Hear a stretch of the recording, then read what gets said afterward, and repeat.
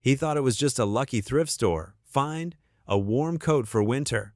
But hidden deep in the lining was something worth far more than money, and it was about to change everything. When he returned the ring, it brought him face to face with the woman he once loved, now one of the richest people in the state. Their reunion could have been a second chance at happiness, until a child's innocent whisper to a powerful man stopped the gala cold.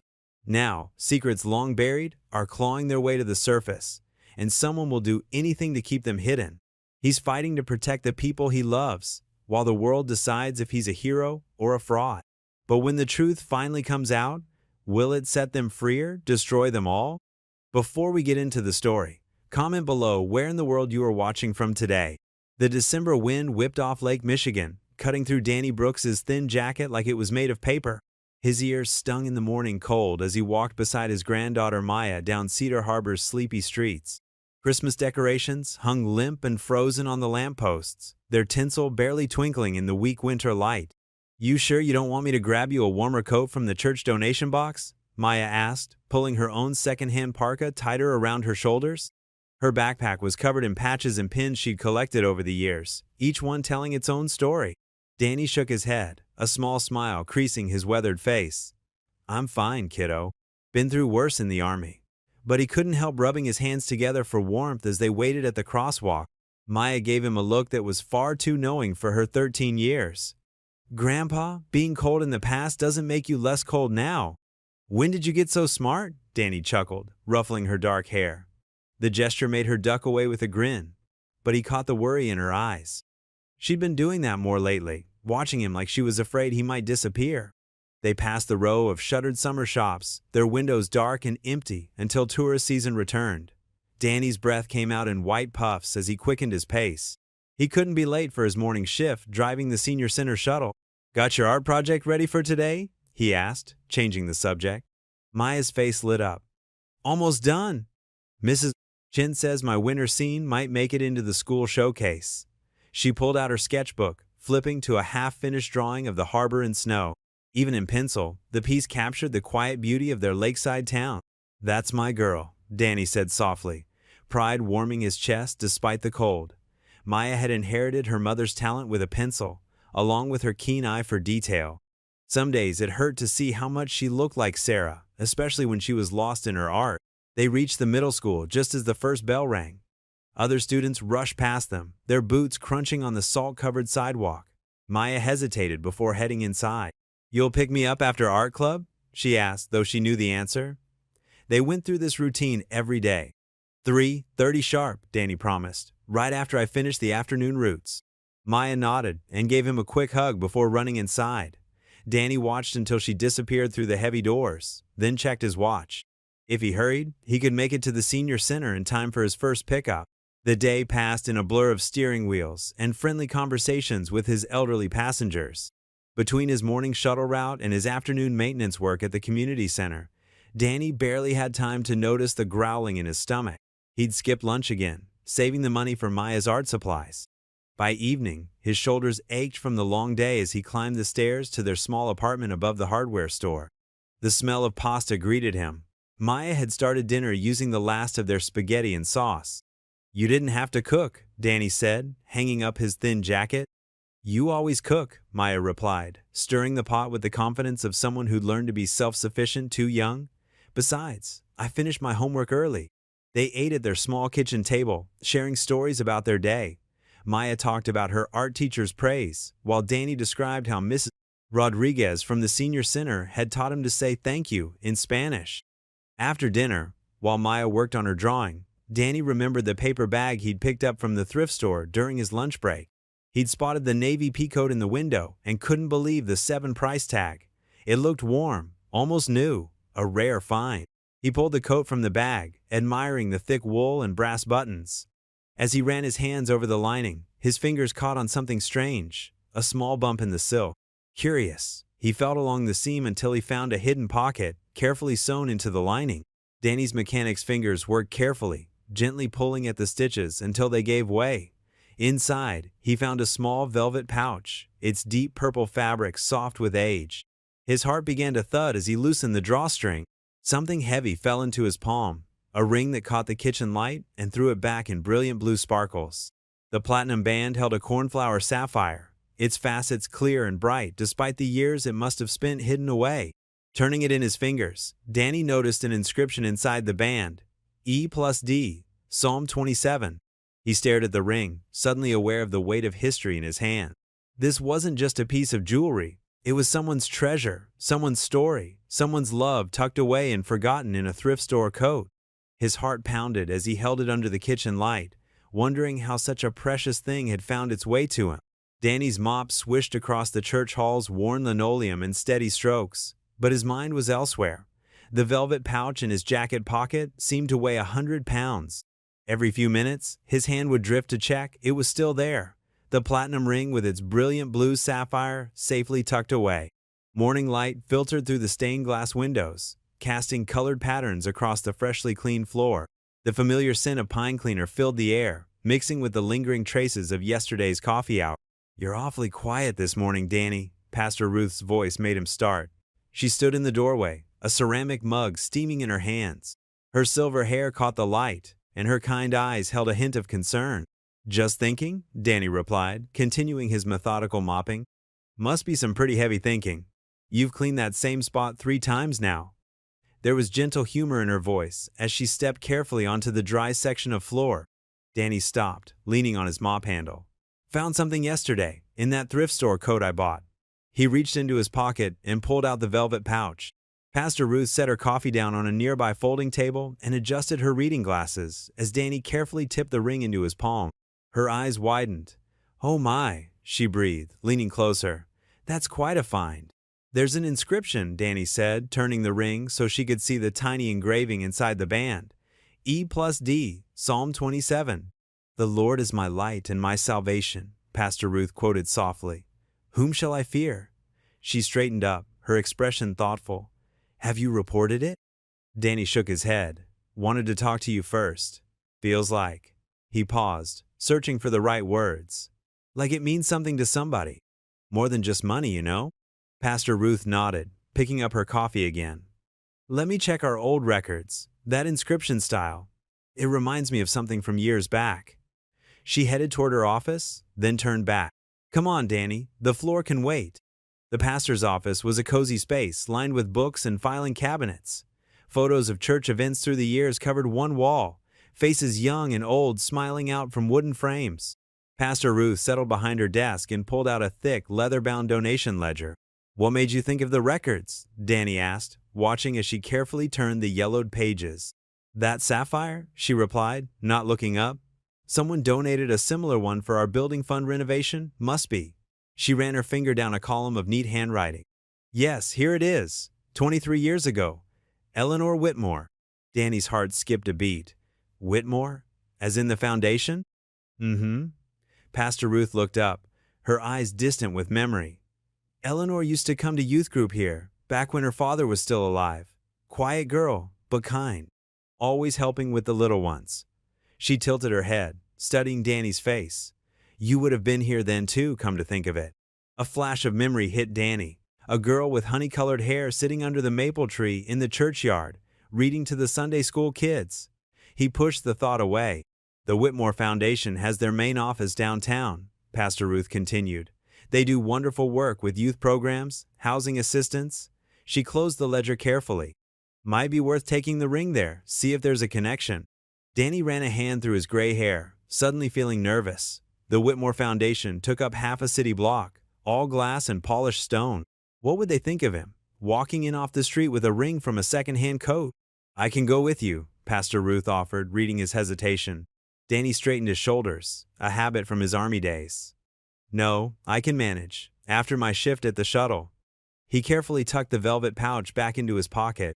"Better finish that floor first, though." "Danny," Pastor Ruth called as he reached the door. He turned back.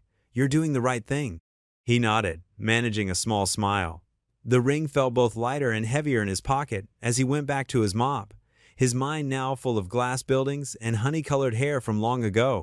Danny stood in the gleaming lobby of the Whitmore Foundation, feeling distinctly out of place. The pressed navy peacoat, freshly dry-cleaned with his last few dollars, did little to mask his discomfort among the polished marble floors and artistic light fixtures that seemed to float like clouds beneath the soaring ceiling. He pulled Maya's drawing from his pocket, carefully unfolding the paper. Her artistic talent showed even in this simple sketch. A four-leaf clover with a tiny smiling face, the words, "Good luck, Grandpa," written in her neat handwriting. The corners of his mouth lifted, despite his nervousness. At the circular reception desk, a young woman with perfectly styled hair looked up from her computer screen. "Welcome to the Whitmore Foundation. How may I help you?" Danny cleared his throat. "I'm here to see Miss Whitmore. About a personal matter." He reached into his coat pocket, touching the velvet pouch for reassurance. The receptionist's professional smile didn't waver. "Do you have an appointment?" "No, ma'am, but it's important. It's about something that belonged to her mother." Her eyebrows lifted slightly. She picked up her phone, had a brief whispered conversation, then looked back at Danny. "Someone will be down shortly. Please have a seat." Danny settled into one of the modern leather chairs, its chrome frame gleaming.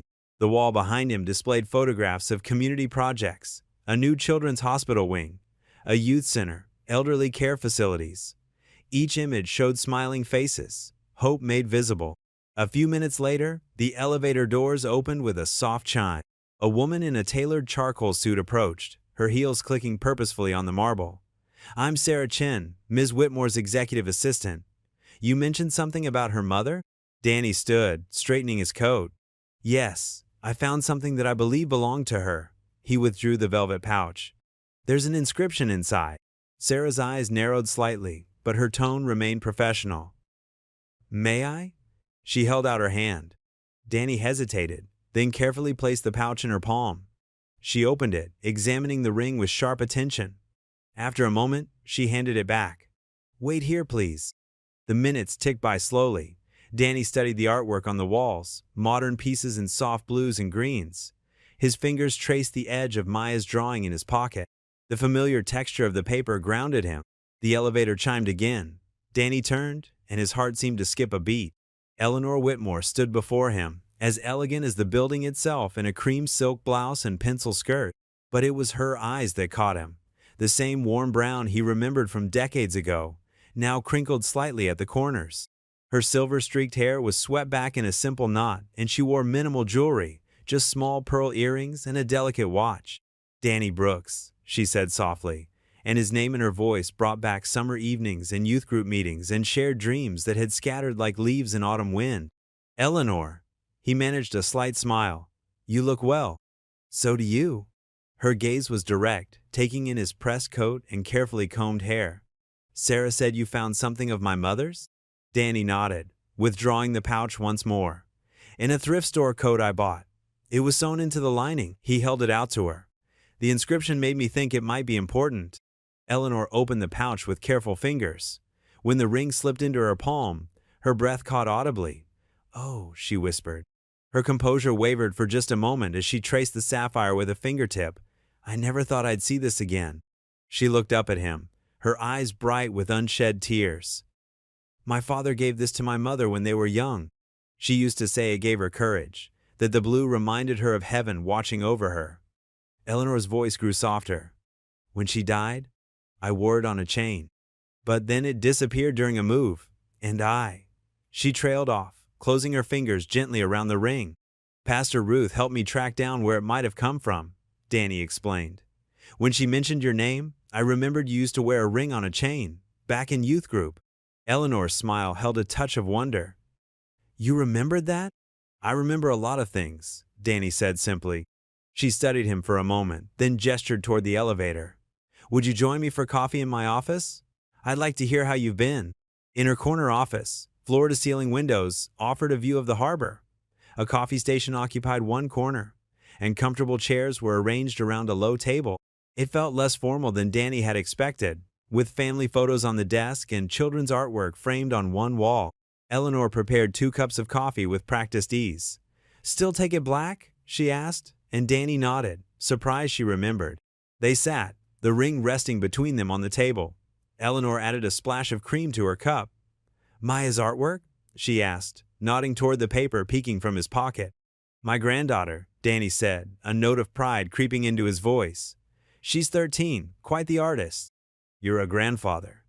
Eleanor's smile was genuine. That suits you somehow. Are you still in Cedar Harbor? Never left. Drive the senior shuttle part-time.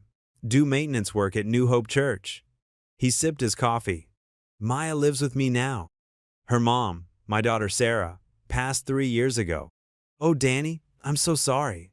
Eleanor's hand moved as if to reach for his, then settled back on her cup. Their conversation flowed easier than he'd expected, memories mixing with careful questions about the present. Eleanor's laugh was still the same, warm and quick, like sunshine breaking through clouds. They talked about Pastor Ruth, still going strong at New Hope, and Eleanor's work with the foundation. I can't thank you enough for bringing this back, Eleanor said finally, lifting the ring. It means more than I can say. She paused, then added, let me at least reimburse you for the coat. Danny shook his head. No need, just glad it found its way home. Danny's key scraped in the lock of their small apartment as the sun was setting, painting the hallway in warm orange light. The familiar smell of boiling pasta and jarred marinara sauce greeted him as he stepped inside. Maya stood at the stove, wooden spoon in hand, her dark hair pulled back in a messy ponytail. So? She called out, not turning around. Did you meet the billionaire lady? Danny hung his coat carefully on the hook by the door, smoothing out a wrinkle. I did, and she's not what you'd expect. Maya turned down the heat under the pot and faced him, eyes sparkling with curiosity. What do you mean? Was she wearing like a diamond tiara? Actually, Danny said, settling onto one of their mismatched kitchen chairs, she was wearing a simple blue sweater and pearl earrings, regular clothes, just expensive-looking regular clothes. Did she cry when you gave her the ring? Maya stirred the pasta with extra vigor. No crying, Danny chuckled. But she was touched. It belonged to her mother, just like we thought. She kept touching it, looking at it like she couldn't believe it was real. Maya drained the pasta in their old colander, steam rising around her face. Did she try to give you a reward? $1 million? A yacht? Maya Brooks, you've been watching too many movies. Danny got up to help her with the sauce. She offered, but I told her finding the rightful owner was reward enough. Grandpa, Maya groaned, spooning sauce over her pasta. We could have gotten a new car, one where the heater actually works. Hey now, Danny protested, reaching for the Parmesan cheese. That car has character. They settled at their small kitchen table, where a stack of Maya's homework had been pushed to one side. The pasta was slightly overcooked, but Danny didn't mind. He'd eaten far worse during his army days. So what did you talk about? Maya twirled spaghetti around her fork. In her fancy office? Danny paused, memories of that afternoon washing over him. Eleanor's office had been surprisingly cozy, walls lined with books, photographs of community projects, and a large window overlooking the city. They'd sat in comfortable chairs while an assistant brought them coffee in delicate cups. We talked about the old days, actually, he said carefully. Turns out, we knew each other back in high school. She used to come to youth group at New Hope Church. Maya's fork clattered against her plate. Wait, what? You knew her when you were young? How come you never told me? It was a long time ago, sweetheart. Different lives. Danny took a sip of water, hoping Maya wouldn't press for details. But of course she did. She was 13 and naturally curious about everything. Was she nice back then too? Did you guys hang out? Danny smiled despite himself, remembering Eleanor's laugh when he'd mentioned the maple tree where they used to meet after school. She was very nice, smart, always helping people. Even then, we were friends. Maya narrowed her eyes, studying his face with that perceptive look that sometimes made him wonder if she could read minds. Just friends? That's ancient history, Danny said firmly, standing to clear his plate. What matters is the ring found its way home. Maya helped him wash the dishes, but she wasn't done with her questions. Did she remember you right away? Danny thought about the moment of recognition in Eleanor's eyes, how her professional mask had softened into something more real. She did. Said I hadn't changed much, except for the gray hair. You're not that gray, Maya protested loyally. Just distinguished, like that actor in the movie we watched last week. Danny laughed, flicking soap bubbles at her. Now you're just trying to make your old grandpa feel better. They were just finishing up the dishes when something slid under their front door with a soft whisper. Maya darted over to pick it up. Grandpa? She exclaimed, holding up a cream-colored envelope. It's got the Whitmore Foundation logo on it. Danny dried his hand slowly, trying to calm his suddenly racing heart. The envelope was thick, expensive paper, addressed to Mr. Daniel Brooks and Miss Maya Brooks in elegant script. Maya bounced on her toes as he carefully opened it. Inside was an invitation, the gold lettering catching the light. The Whitmore Foundation cordially invites you to attend our annual Winter Gala. Are we going? Maya's eyes were wide with excitement. Please say we're going.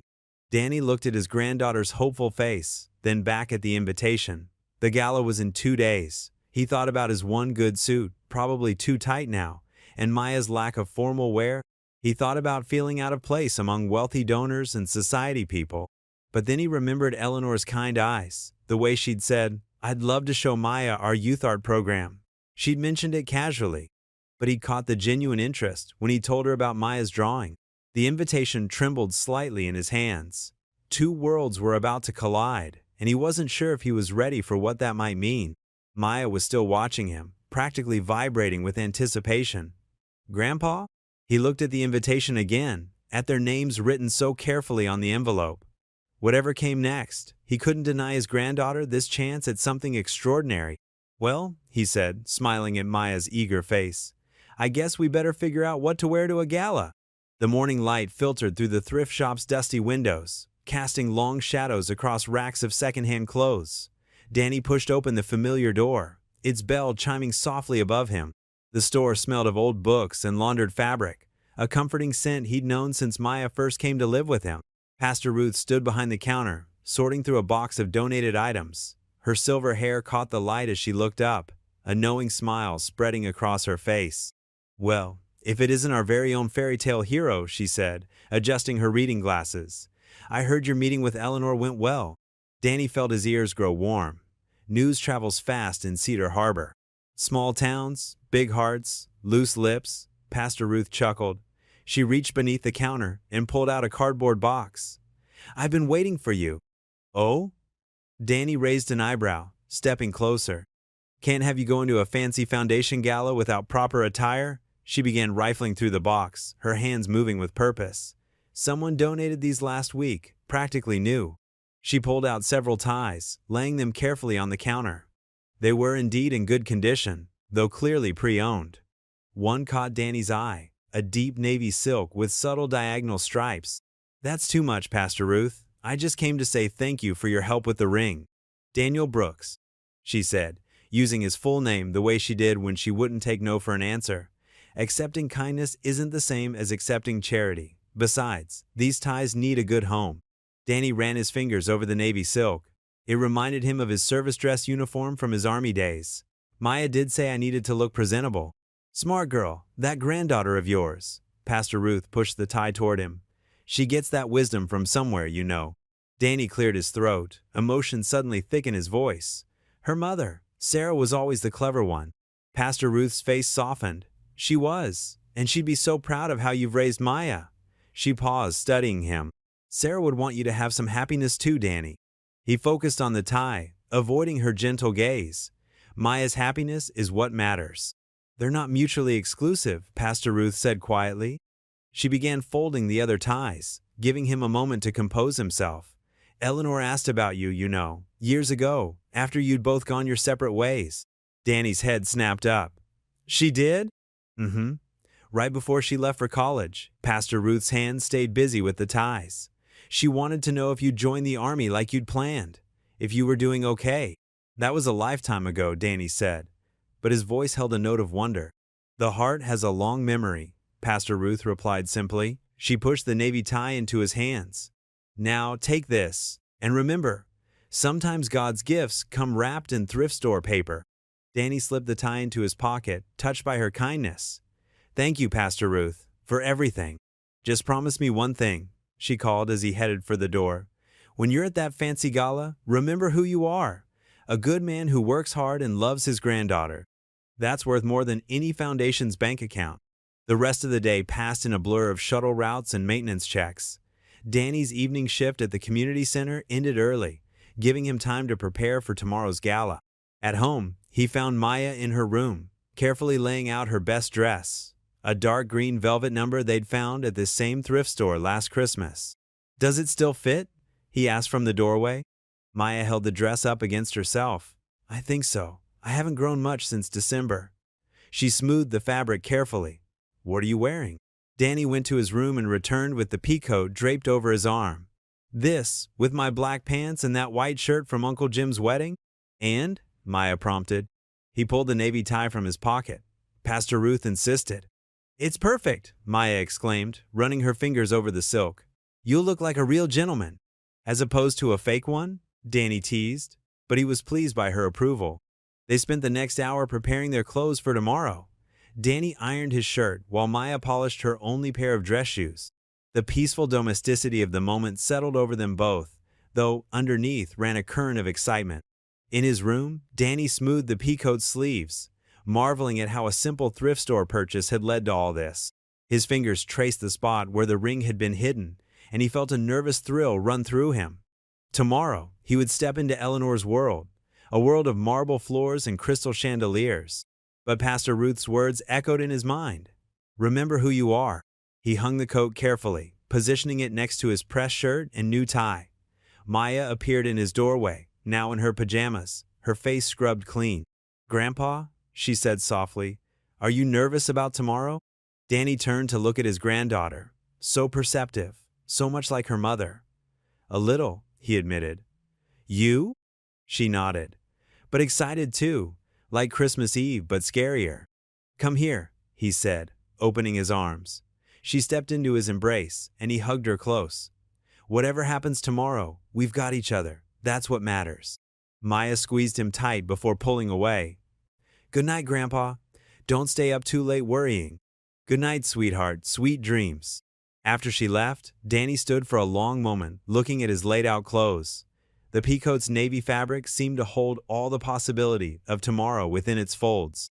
He ran his hand over the sleeves one last time, smoothing an invisible wrinkle, feeling that nervous thrill again.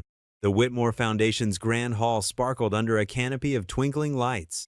Crystal chandeliers cast warm reflections across polished marble floors, and the gentle notes of a string quartet floated through the air. Danny stood near a Roman-style pillar, tugging at his borrowed navy tie. The peacoat that had started it all hung neatly in the coat room, replaced by a blazer he'd found at the back of his closet. Maya twirled near the dessert table, her second-hand party dress catching the light. She'd spent an hour curling her hair with borrowed rollers from their neighbor, and now it bounced as she sampled tiny chocolate eclairs. The sight of her happiness made his chest tight. Your granddaughter seems to be enjoying herself, Eleanor said, appearing beside him in an elegant blue dress. Her mother's ring gleamed on her right hand, its sapphire matching her outfit perfectly. She's in heaven. Danny chuckled. Though I should probably cut her off before the sugar rush hits. Let her be. Eleanor smiled. It's not every day a young artist gets to see her work displayed in a gallery. Danny followed her gaze to where Maya's drawings hung in the youth art section. His granddaughter had insisted on contributing 3 pieces, including a detailed sketch of the sapphire ring that had brought them here. Across the room, Rosa Martinez moved efficiently between guests with a tray of champagne flutes. Her uniform was crisp and professional, but Danny noticed how she kept her eyes down, speaking only when spoken to. Her son Tommy sat quietly in a corner near the kitchen entrance, coloring in a book Eleanor had given him. Mr. Hargreaves certainly knows how to work a room, Eleanor observed, nodding toward the center of the hall. Clayton Hargreaves stood surrounded by admirers, his $1,000 suit and camera-ready smile on full display. He gestured animatedly, drawing laughs from the small crowd of donors and board members hanging on his every word. Guy reminds me of a car salesman I knew back in Detroit, Danny muttered. Sold lemons with a smile. Eleanor's lips twitched. Clay does have a certain polish to him. The donors love it. The string quartet finished their piece, and applause rippled through the room. Maya bounded over, her cheeks flushed with excitement and sugar. Grandpa, Mrs. Whitmore, you have to try these tiny lemon tarts. She held up a small pastry. They're like sunshine in your mouth. That's quite a review, Eleanor laughed. I'll have to tell our caterer. Danny noticed Tommy had left his coloring corner and was now wandering through the crowd, his small face curious as he watched the adults in their fancy clothes. Rosa appeared to have noticed too. She set down her tray and started moving toward him, but a guest stopped her with a request. The Foundation's youth programs are really something special, Danny said, watching Maya chat animatedly with a young violinist from the quartet. Maya hasn't stopped talking about the art classes since you mentioned them. We try to create opportunities, Eleanor replied, though sometimes I wonder if we're doing enough. She paused, watching Clayton work the room. Some of our board members are more interested in photo ops than actual change. Tommy continued his quiet exploration of the party, weaving between elegant gowns and pressed suits. He stopped near Clayton's group, his wide eyes taking in the man's animated gestures and booming laugh. Danny saw Rosa finally break free from the guest who detained her. She started moving quickly but carefully through the crowd, trying not to draw attention. But Tommy had already reached up and tugged on Clayton's sleeve. The conversation in the group paused. Clayton looked down, his practiced smile firmly in place. "Well, hello there, young man. Are you lost?" The room seemed quiet, or maybe it was just Danny's perception as he watched the scene unfold. Tommy's clear, innocent voice carried in the sudden lull between musical numbers. "Mommy says you're my daddy." The silence that followed felt like a physical thing. Clayton's smile froze, then flickered. Several guests stepped back, creating a small space around the man and child. Champagne glasses paused halfway to lips. The string quartet's next piece faltered before it began. Rosa reached them then, her face drained of color. Her hands trembled as she gripped Tommy's shoulders. "I'm so sorry, Mr. Hargreaves, he's just confused. Children say such silly things." Two security guards materialized seemingly from nowhere, their faces professionally blank. "Ma'am, why don't we step into the office? We can sort out this misunderstanding." Danny took a step forward, but Eleanor's hand touched his arm, holding him back. Her face had gone carefully neutral, but he could feel the tension in her light grip. Rosa clutched Tommy to her side as the guards escorted them away from the main hall. The boy looked confused, his small voice carrying back. "But Mommy, you said—" The heavy doors closed behind them, cutting off his words. Clayton recovered quickly, letting out a practiced laugh that seemed to break the spell over the room. "Well, children and their imaginations, am I right?" He raised his champagne glass. "Now, as I was saying about our latest development project," the crowd slowly began to return to their conversations, though Danny noticed several people whispering behind their hands, throwing glances toward the doors where Rosa and Tommy had disappeared. The string quartet finally began their next piece, the music slightly too loud, as if trying to cover the lingering discomfort in the air. Maya appeared at Danny's side, clutching his hand. She'd seen enough in her young life to recognize when something was wrong. "Grandpa, is Tommy okay?" Danny squeezed her hand, feeling Eleanor's grip tighten slightly on his other arm. "I hope so, sweetheart," he said quietly. "I hope so." Danny's kitchen was quiet, except for the soft hum of the old radio and the gentle clink of his coffee mug against the worn formica table. Morning sunlight streamed through the window, catching dust motes in its golden beams. He'd gotten up early, unable to sleep after the events of last night's gala. The radio's morning news buzzed in the background while he stirred a second spoonful of sugar into his coffee. Maya was still asleep, exhausted from the late night and sugar crash that had followed.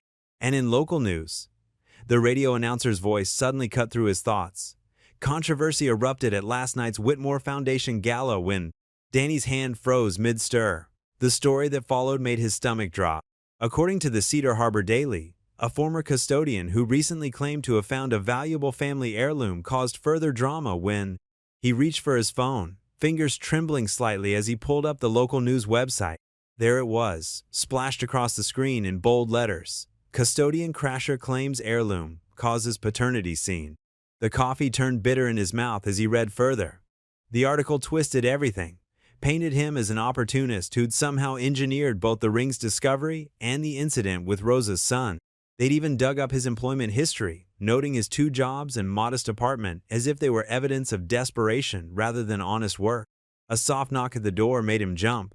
Maya appeared in the hallway, rubbing sleep from her eyes. "Grandpa? Someone's here." Danny opened the door to find Eleanor standing there, her usual polished appearance replaced by simple jeans and a sweater. Her face was tight with concern, and behind her stood Rosa, wrapped in a plain coat, eyes red-rimmed from crying. "May we come in?" Eleanor asked quietly. Danny stepped back, gesturing them inside. Maya, sensing the tension, disappeared back to her room without being asked. "I'm so sorry about this, Danny," Eleanor said as they settled around the kitchen table. She pulled out her tablet, showing him not just the local article, but several others that had picked up the story. "Clayton's PR team works fast. They're trying to get ahead of the story by discrediting you both." Rosa sat with her hands clasped tightly in her lap, her shoulders hunched as if trying to make herself smaller. "It's my fault," she whispered. "I should never have let Tommy near him." "None of this is your fault," Eleanor said firmly, reaching over to cover Rosa's trembling hands with her own. "Danny, there's something you need to know." Rosa lifted her eyes to meet Danny's. 3 years ago, I worked as a housekeeper at the Harbor View Hotel. Clayton Hargreaves stayed there often for business. Her voice grew softer. He was charming at first. Said he noticed how hard I worked. Offered me extra shifts, better pay. Danny's jaw tightened as he began to understand where this was going. "When I found out I was pregnant," Rosa continued, "he had his lawyers bring papers. An NDA, non-disclosure agreement. They said if I signed it and kept quiet, they would make sure Tommy and I were taken care of. But the money they promised," she shook her head, "it was never enough to live on. Just enough to keep us quiet." Eleanor's expression had hardened. Clayton has a pattern of this behavior. His lawyers are very good at making problems disappear.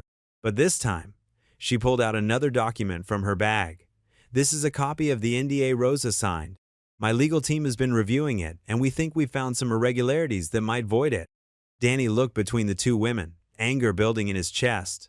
Not for himself, but for Rosa and her little boy. For all the others who might have signed similar papers out of fear and desperation. "The article," he said slowly, "making me look like some kind of con man, that's to discredit me in case I try to speak up for Rosa?" Eleanor nodded grimly. "Clayton knows I've taken an interest in you. He's trying to isolate anyone who might support Rosa if she decides to come forward. My reputation might protect me, but he has no problem destroying others to keep his secrets."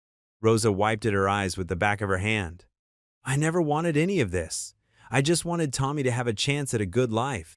But last night, when he saw Clayton..." She drew a shaky breath. "Children don't understand about NDAs and secrets. They just know their truth. And now Clayton's trying to bury that truth under lies about Danny?" Eleanor added, anger flashing in her eyes. "He's used this playbook before. Discredit, distract, make the victim look like the villain. But this time, he's made a mistake." Danny reached across the table to squeeze Rosa's hand.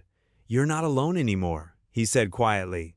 "Whatever you decide to do, you have people on your side now." "That's why I brought her here," Eleanor said. "Danny, you're one of the most honest people I know. Your reputation in this community, the way you've raised Maya, people trust you. Clayton can try to paint you as an opportunist, but anyone who knows you will see through that." Rosa straightened slightly in her chair, some of the fear leaving her eyes as she looked between Danny and Eleanor. For the first time since she'd entered the apartment, a glimmer of hope showed on her face. The evening shadows stretched long across Pastor Ruth's cozy living room as she ushered Danny, Eleanor, and Rosa through the side door of the parsonage. The old Victorian house creaked softly under their feet as they made their way to the kitchen, where a pot of chamomile tea waited on the sturdy oak table. Rosa's hands trembled as she accepted a steaming mug, her eyes darting occasionally to the curtained windows. Tommy was asleep in the next room, curled up on the pastor's plaid couch with his favorite toy truck clutched to his chest. "You're safe here," Pastor Ruth assured her, settling into her usual chair at the head of the table. The warm yellow light from the overhead lamp cast a gentle glow on her silver hair. "No reporters, no cameras, just friends." Eleanor sat straight-backed in her chair, but her usual polished demeanor had softened. She'd changed from her business attire into a simple sweater and slacks. "Rosa, please tell Danny what you told me earlier. He needs to understand what we're up against." Rosa's fingers tightened around the warm mug. "I worked at Clayton's hotel 3 years ago," she began, her voice barely above a whisper. He would come to inspect the properties late at night, always alone." She swallowed hard. "When I found out I was pregnant, he made me sign papers. Said if I ever told anyone, he would make sure I was deported." Danny's jaw clenched. The man he'd seen at the gala, with his expensive suit and practiced smile, had seemed so untouchable. Now that carefully crafted image was cracking, revealing something ugly underneath. "The NDA she signed is full of holes," Eleanor added, pulling out a folder. "My legal team reviewed it this afternoon, but Clayton has connections in immigration enforcement. He's already proved he's willing to use them." Pastor Ruth reached over and patted Rosa's hand. "You did nothing wrong, dear. Sometimes staying quiet is how we survive. But now you have people standing with you. The press is already trying to paint this as my fault," Danny said, running a hand through his gray hair. "They're saying I planned this whole thing, finding the ring, coming to the gala, like it was some kind of setup." Eleanor's eyes flashed. That's Clayton's doing. He's trying to discredit anyone who might support Rosa. Make it look like we're all part of some conspiracy against him. My Tommy? Rosa whispered, tears welling in her eyes. He didn't mean to cause trouble. He sees Clayton sometimes on TV, and he gets excited. He doesn't understand. Children have a way of speaking truth, Pastor Ruth observed quietly, even when adults don't want to hear it. Danny thought of Maya, of how fiercely he'd always protected her. The thought of someone threatening her the way Clayton was threatening Rosa and Tommy made his blood boil. What do you need me to do? Eleanor leaned forward. Help me build a case. There are probably other women like Rosa, other NDAs, other cover-ups. You work in these buildings. People trust you. They might tell you things they'd never tell me. It could get ugly, Pastor Ruth warned. Clayton won't go down without a fight. He'll try to destroy anyone who threatens him. He's already trying to destroy my reputation, Danny said. But I've got nothing to hide. He looked at Rosa, at the fear and hope warring in her eyes. Besides, some things matter more than reputation. Eleanor reached across the table and squeezed his hand. The gesture was simple, but it carried the weight of their shared history, of young love and hard choices, and finding each other again in this moment of crisis. We'll need to be careful, Pastor Ruth said. Strategic.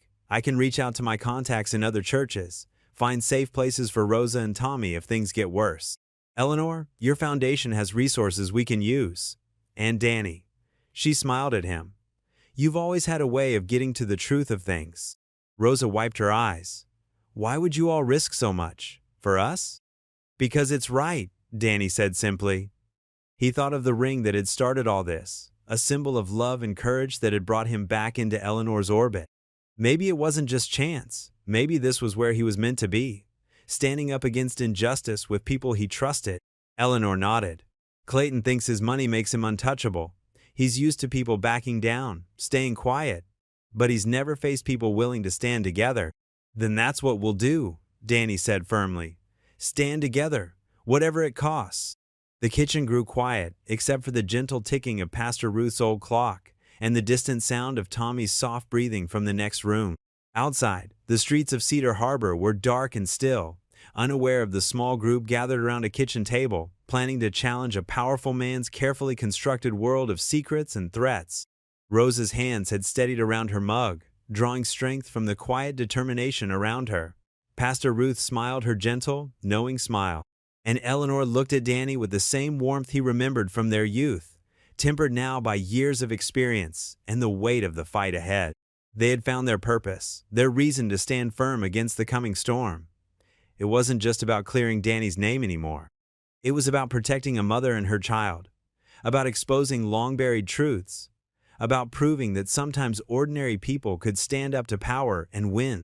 Danny looked around the table at these three women, the pastor with her quiet strength, the billionaire with her resources and resolve, and the young mother with her fierce love for her son. Whatever Clayton threw at them, they would face it together. The morning sun filtered through the tall windows of Eleanor's office, casting warm squares of light across the polished floor. Danny sat in one of the leather chairs facing her desk, his work-roughened hands resting on his knees. The peacoat, the one that had started it, all hung neatly on the coat rack by the door. Eleanor pulled a folder from her desk drawer and placed it between them.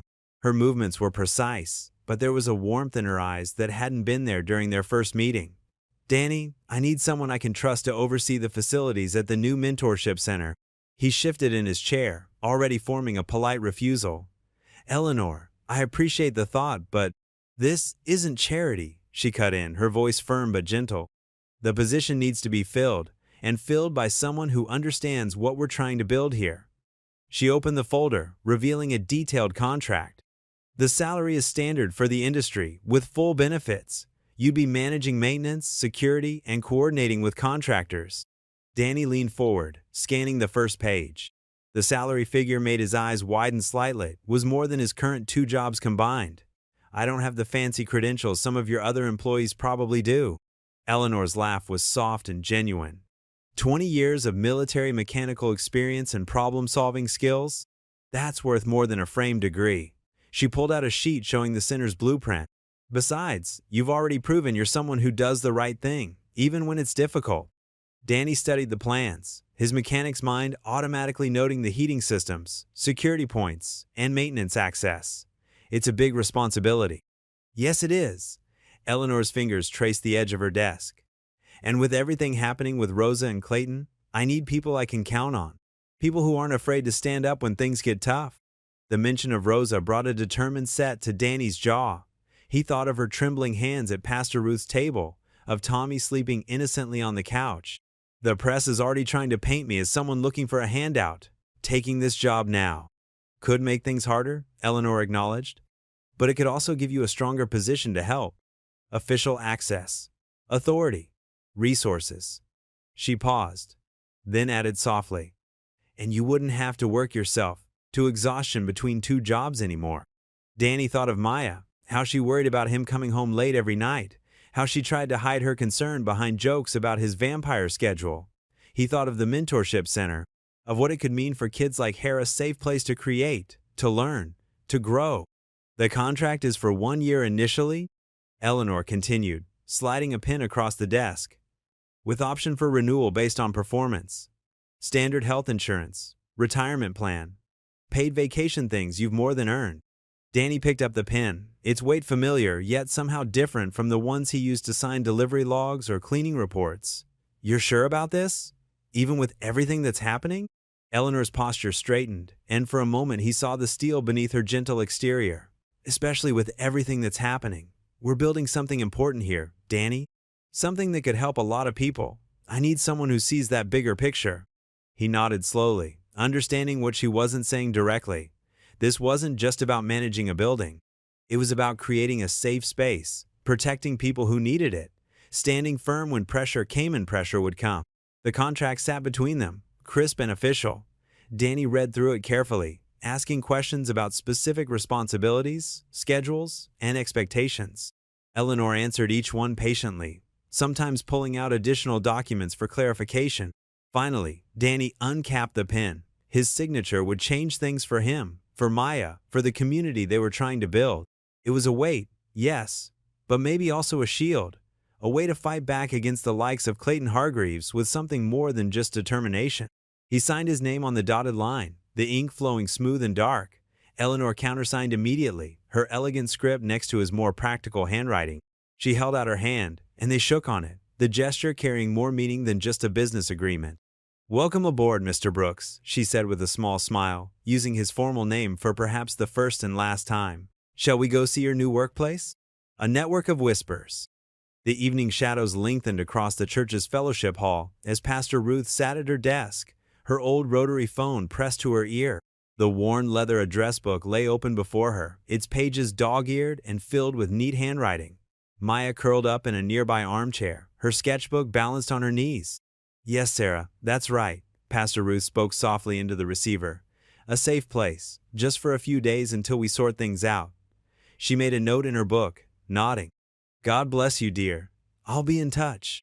Maya's pencil moved across the paper, capturing Tommy's joyful expression as she remembered him flying his red kite at the park last week. The sound of Pastor Ruth's quiet conversations had become a soothing backdrop to her drawing. Danny paced near the windows, his new peacoat draped over a chair. The weight of responsibility pressed on his shoulders, but he couldn't help feeling grateful for the small army of helpers Pastor Ruth was quietly assembling. "Brother James?" Pastor Ruth's voice brightened. "How's that empty apartment above your shop coming along?" She listened intently, making another note. "Perfect timing, isn't it? The Lord works in mysterious ways." Rosa sat nearby, Tommy sleeping in her lap. Her fingers gently stroked his dark hair, her eyes distant with worry. But each time Pastor Ruth confirmed another safe house or helper, some of the tension eased from her shoulders. "Your drawing's coming along beautifully, Maya," Danny said, pausing to look over his granddaughter's shoulder. Maya held up the sketch. "See how happy Tommy looks when he's flying his kite? I wanted to catch that feeling." "You certainly did, sweetheart." Danny squeezed her shoulder gently. Pastor Ruth set down the phone for a moment, taking a sip of her now cold tea. "That's 3 safe houses lined up, plus Sarah's cousin who works with immigration lawyers." She smiled at Rosa. "We're building quite a safety net, dear." "I don't know how to thank you all," Rosa whispered, careful not to wake Tommy. "No thanks needed," Pastor Ruth replied firmly. "This is what community means. The church's old radiator clicked and hummed, adding its voice to the quiet conversation. Outside, the streetlights began to flicker on, one by one, like earthbound stars. Maya turned to a fresh page in her sketchbook and began a new drawing. This time, it was a simple but powerful image. Hands joined in a circle, with the words, "Tell the truth, grown-ups," written in her neat artist script. Pastor Ruth picked up the phone again, dialing another number from memory. "Evening, Margaret." "Yes, it's Ruth. Remember that conversation we had about emergency housing?" Her voice remained steady and warm, like a beacon in the growing darkness. Danny checked his watch and was about to suggest they head home when his phone buzzed with a text message. The number was unfamiliar. "Mr. Brooks, I work front desk at Hargreaves Lake Point Hotel. Have important information. Meet tomorrow 7 a.m., Rico's Diner. Come alone. Delete this message." He read it twice, then carefully deleted it as requested. His heart beat a little faster, but he kept his expression neutral, not wanting to worry Maya or Rosa. Pastor Ruth was still working her way through her contact list, each call adding another thread to the protective web she was weaving. "Elizabeth, how are you, dear? I need to ask a favor." Maya yawned and closed her sketchbook, tucking it into her backpack. She walked over to Rosa and gently touched Tommy's hand. The little boy stirred but didn't wake. "We should get you home," Danny said softly to Maya. "School tomorrow." Pastor Ruth covered the phone's mouthpiece. "Go on, you two. I'll keep working on this. Rosa and Tommy will be safe here tonight. Brother James is bringing over an air mattress." Danny helped Maya into her coat while Rosa mouthed thank you to them both. The church's heavy wooden doors creaked softly as they stepped out into the cool evening air. Just before they left, Danny caught a final glimpse through the window. Pastor Ruth still at her desk, phone to her ear, her silver hair glowing in the lamplight as she continued building their network of hope, one call at a time. Rosa cradling Tommy, her posture finally beginning to relax. And Maya's sketchbook left open on the chair, the drawing of joined hands clearly visible, a simple but powerful reminder of why they were all fighting this battle. The mysterious text message seemed to burn in his memory as he and Maya walked home through the quiet streets of Cedar Harbor, but he kept his voice light as they discussed her homework for tomorrow. Whatever information the hotel worker had, it would have to wait until morning. For now, his focus was on getting his granddaughter safely home and ensuring she felt secure in the midst of all this uncertainty. Maya slipped her small hand into his as they walked. "Grandpa?" "Yes, sweetheart? We're doing the right thing, aren't we? Helping Rosa and Tommy?" Danny squeezed her hand. "Yes, we are. Sometimes doing the right thing isn't easy, but that doesn't make it any less right."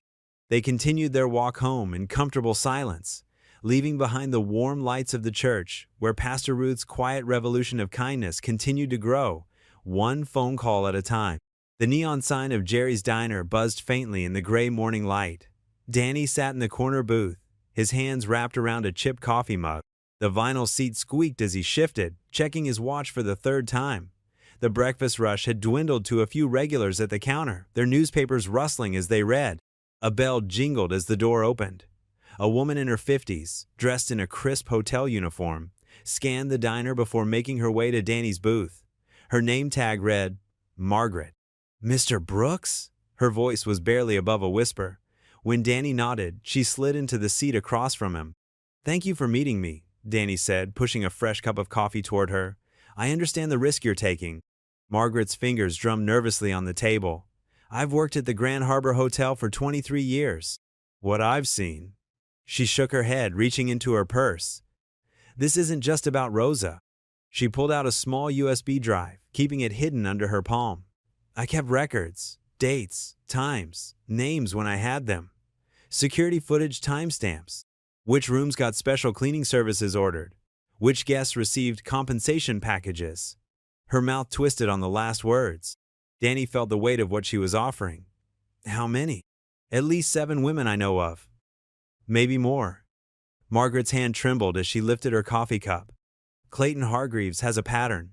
The management knows. They help cover it up." A waitress approached with a pot of coffee. Both Danny and Margaret fell silent until she'd topped off their cups and moved away. "The Foundation's legal team will protect your identity," Danny assured her. "Eleanor Whitmore herself gave me her word." Margaret's eyes widened slightly at Eleanor's name. "Miss Whitmore, she believes Rosa?" "She does." Danny's voice was firm. And she's not backing down. Margaret slid the USB drive across the table. Danny pocketed it quickly, feeling the small device like a burning coal against his chest. "There's something else," Margaret said, leaning forward. "Last month, one of the maids, Maria, she quit suddenly. No notice, just disappeared. The timing." She swallowed hard. It was right after Mr. Hargreaves stayed in the presidential suite. Danny's coffee turned bitter in his mouth. He pulled out a small notebook, jotting down the details. "Do you have Maria's last name?" Margaret nodded, writing it on a napkin along with the date. "I tried calling her number, but it's disconnected." She glanced at the diner's clock and straightened. "I need to get to work. My shift starts in 20 minutes. "Thank you," Danny said quietly.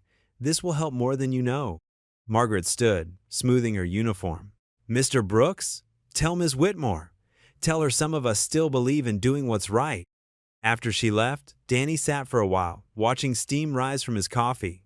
His veteran's instincts, honed by years of reading situations and people, told him Margaret's information was solid. But it was also dynamite, the kind that could blow up in all their faces if they weren't careful. He drove straight to the Whitmore Foundation, the USB drive secure in his inner coat pocket. The lobby was quiet, most of the staff gone for lunch. Eleanor met him at the elevator, concern etched on her face. "How did it go?" she asked as they walked to her office. "Better than we hoped, worse than we feared." Danny handed her the drive. "Your legal team needs to see this right away." Eleanor's office was a warm space despite its modern design, with photographs of community projects lining the walls. She called her head lawyer, James Chin, who arrived within minutes, tablet in hand. 2 more lawyers joined them, along with Eleanor's most trusted IT security expert. They gathered around the conference table as James plugged in the USB drive. The hotel logs appeared on the large screen. Dates, room numbers, special requests. Margaret's careful notes filled in the gaps, painting a picture that made Danny's stomach turn. The lawyers' expressions grew increasingly grave as they scrolled through the files. The timestamps matched the security footage references, the IT expert confirmed. "These haven't been altered." James Chin removed his glasses, rubbing the bridge of his nose. "This establishes a clear pattern of behavior, and the hotel management's involvement in the cover-ups." He shook his head. "This goes beyond just Mr. Hargreaves. Some of these women might be willing to come forward," one of the other lawyers suggested, "especially if they know they're not alone." Eleanor stood by the window, her reflection ghosted against the city skyline. "Find Maria," she said firmly, "and reach out to the others, carefully, respectfully. Let them know they have support if they choose to speak up." The legal team began sorting through the documents, making notes, building their case piece by careful piece. Danny watched their grave faces as they worked, knowing that Margaret's brave choice had just changed everything. "Thank you," Eleanor said softly, touching Danny's arm, "for being someone people trust with the truth." Danny thought of Maya's simple, powerful words in her sketch. "Tell the truth, grown-ups." Sometimes courage looked like a hotel concierge with a USB drive. Sometimes it looked like a billionaire willing to risk everything to protect the vulnerable. And sometimes it looked like his granddaughter, reminding them all what really mattered. The lawyers continued their review as the afternoon sun cast long shadows across Eleanor's office floor. Their faces remained grave as they uncovered more details, more patterns, more lives affected by power and silence. The mentorship center hummed with life on Saturday evening. Strings of warm lights crisscrossed the ceiling, casting a gentle glow over folding tables draped in checkered cloths. The aroma of competing chili recipes filled the air, mixing with the sound of laughter and choir practice drifting from the stage area. Maya stood in front of her artwork display, fidgeting with the edge of her blue dress. Her paintings and sketches lined the wall in neat rows, each one carefully framed by Danny the night before. The centerpiece was her largest work yet, a watercolor of Cedar Harbor's lighthouse at sunset, with small boats dotting the harbor like scattered dreams. "Your grandfather told me you were talented," Eleanor said, appearing beside Maya. She wore a simple sweater and slacks instead of her usual business attire. "But these are extraordinary." Maya's cheeks flushed pink. "Thank you, Miss Whitmore." "Eleanor," she corrected gently, "artists should be on a first-name basis, don't you think?" Danny approached carrying 3 bowls of chili, managing to balance them expertly. "The Jensen family recipe is definitely in the lead," he reported, handing them out, "though Mrs. Rodriguez's spicy version might give it a run for its money." The community center buzzed with activity around them. Pastor Ruth led the choir through their warm-ups, their voices blending in sweet harmony. Children darted between tables, their parents calling after them with fond exasperation.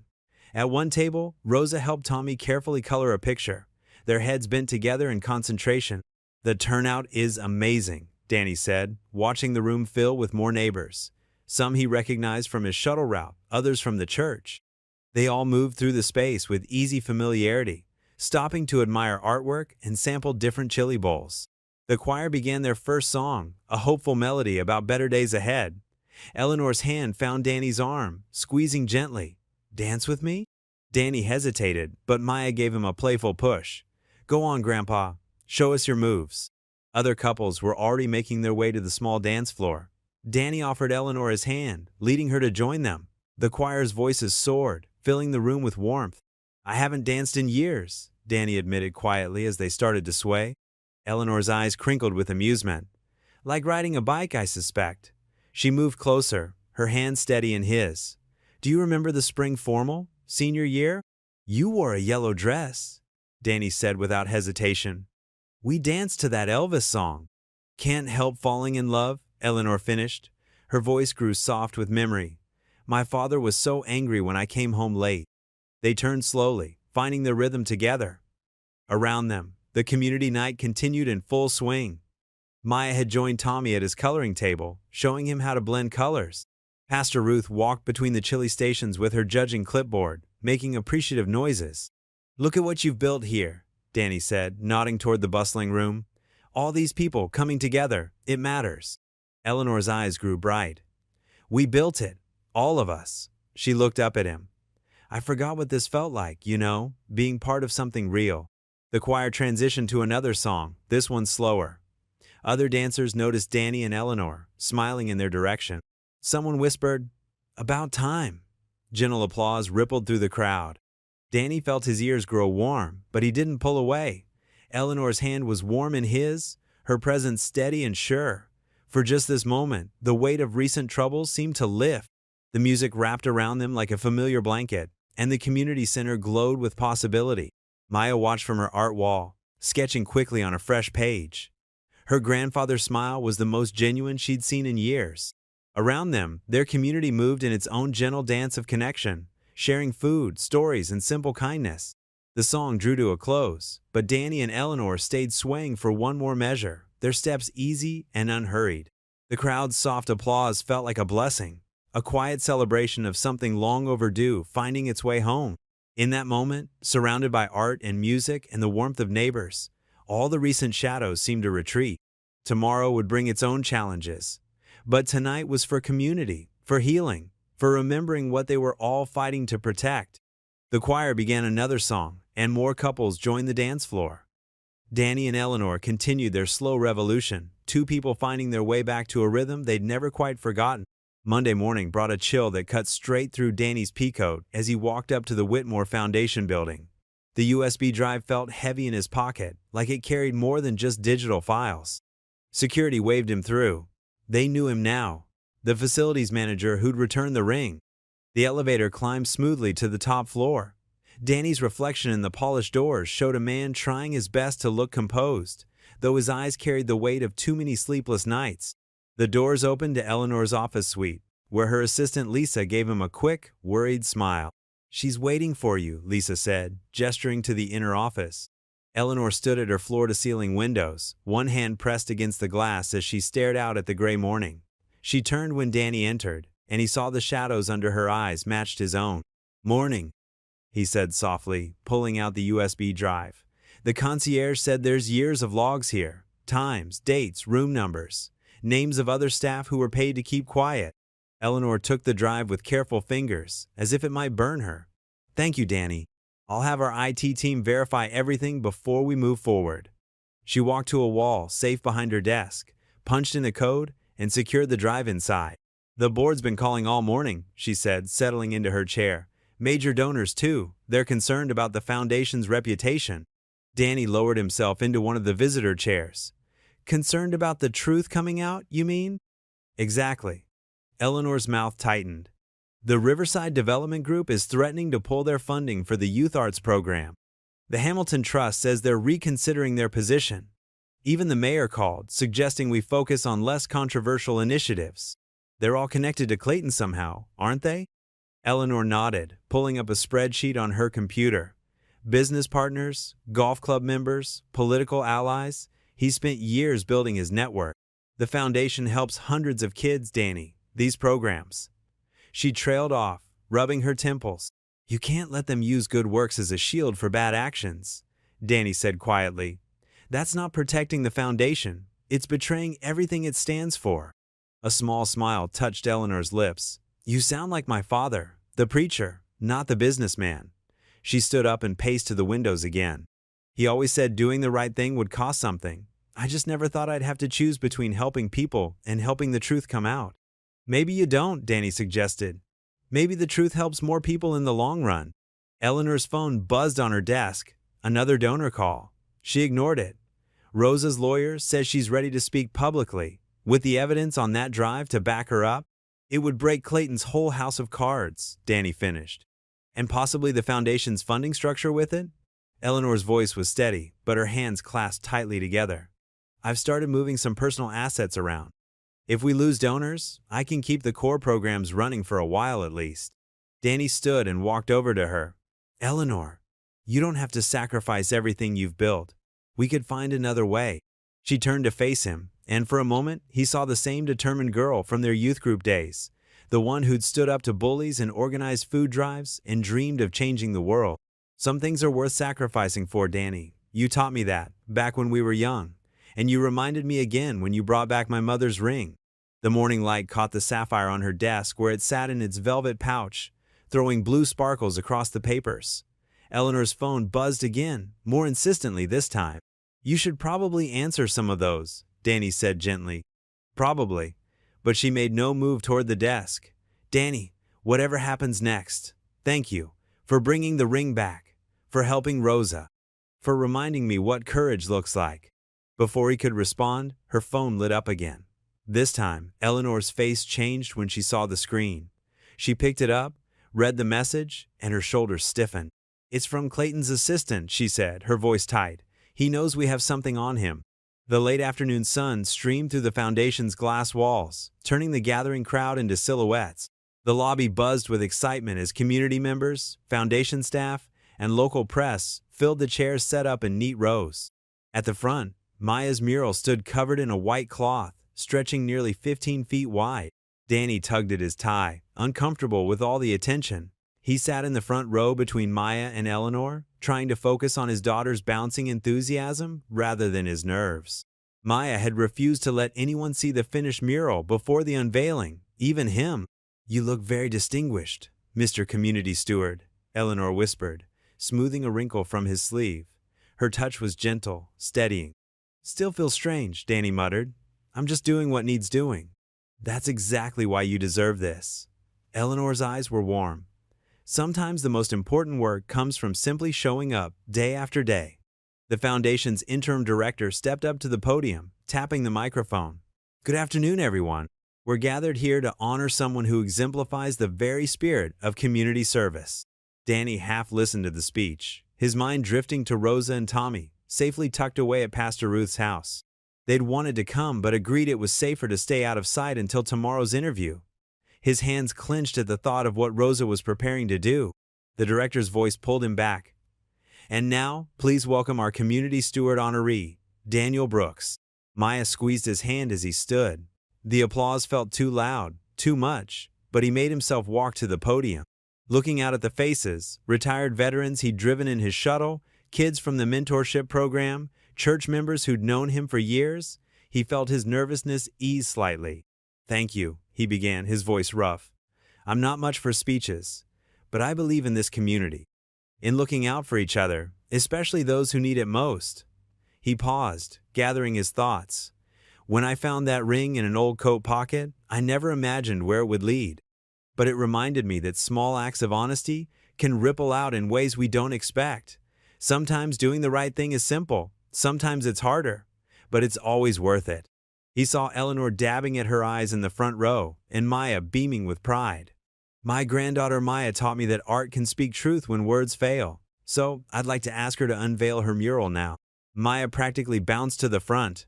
She gripped the cloth, looking back at Danny for encouragement. He nodded, and she pulled. Gasps filled the room. The mural blazed with color, a sunrise breaking through storm clouds, illuminating a diverse crowd of people holding hands in a circle. In the center, a small figure held up a lantern, its light spreading outward in golden rays. Danny recognized Tommy's curls on the lantern bearer, though Maya had been careful not to make it too obvious. "I call it Hold the Light," Maya announced clearly into the microphone. "Because when things get dark, we have to help each other be brave." The applause was thunderous. Danny hugged Maya tight, his heart so full it hurt. Eleanor joined them, her hand finding Danny's shoulder. "It's beautiful, Maya," she said. "You've captured exactly what we're trying to build here." The ceremony moved into its reception phase, with punch and cookies served as people mingled and admired the mural up close. Danny found himself surrounded by well-wishers, accepting congratulations with awkward grace. Pastor Ruth appeared at his elbow, her eyes serious despite her smile.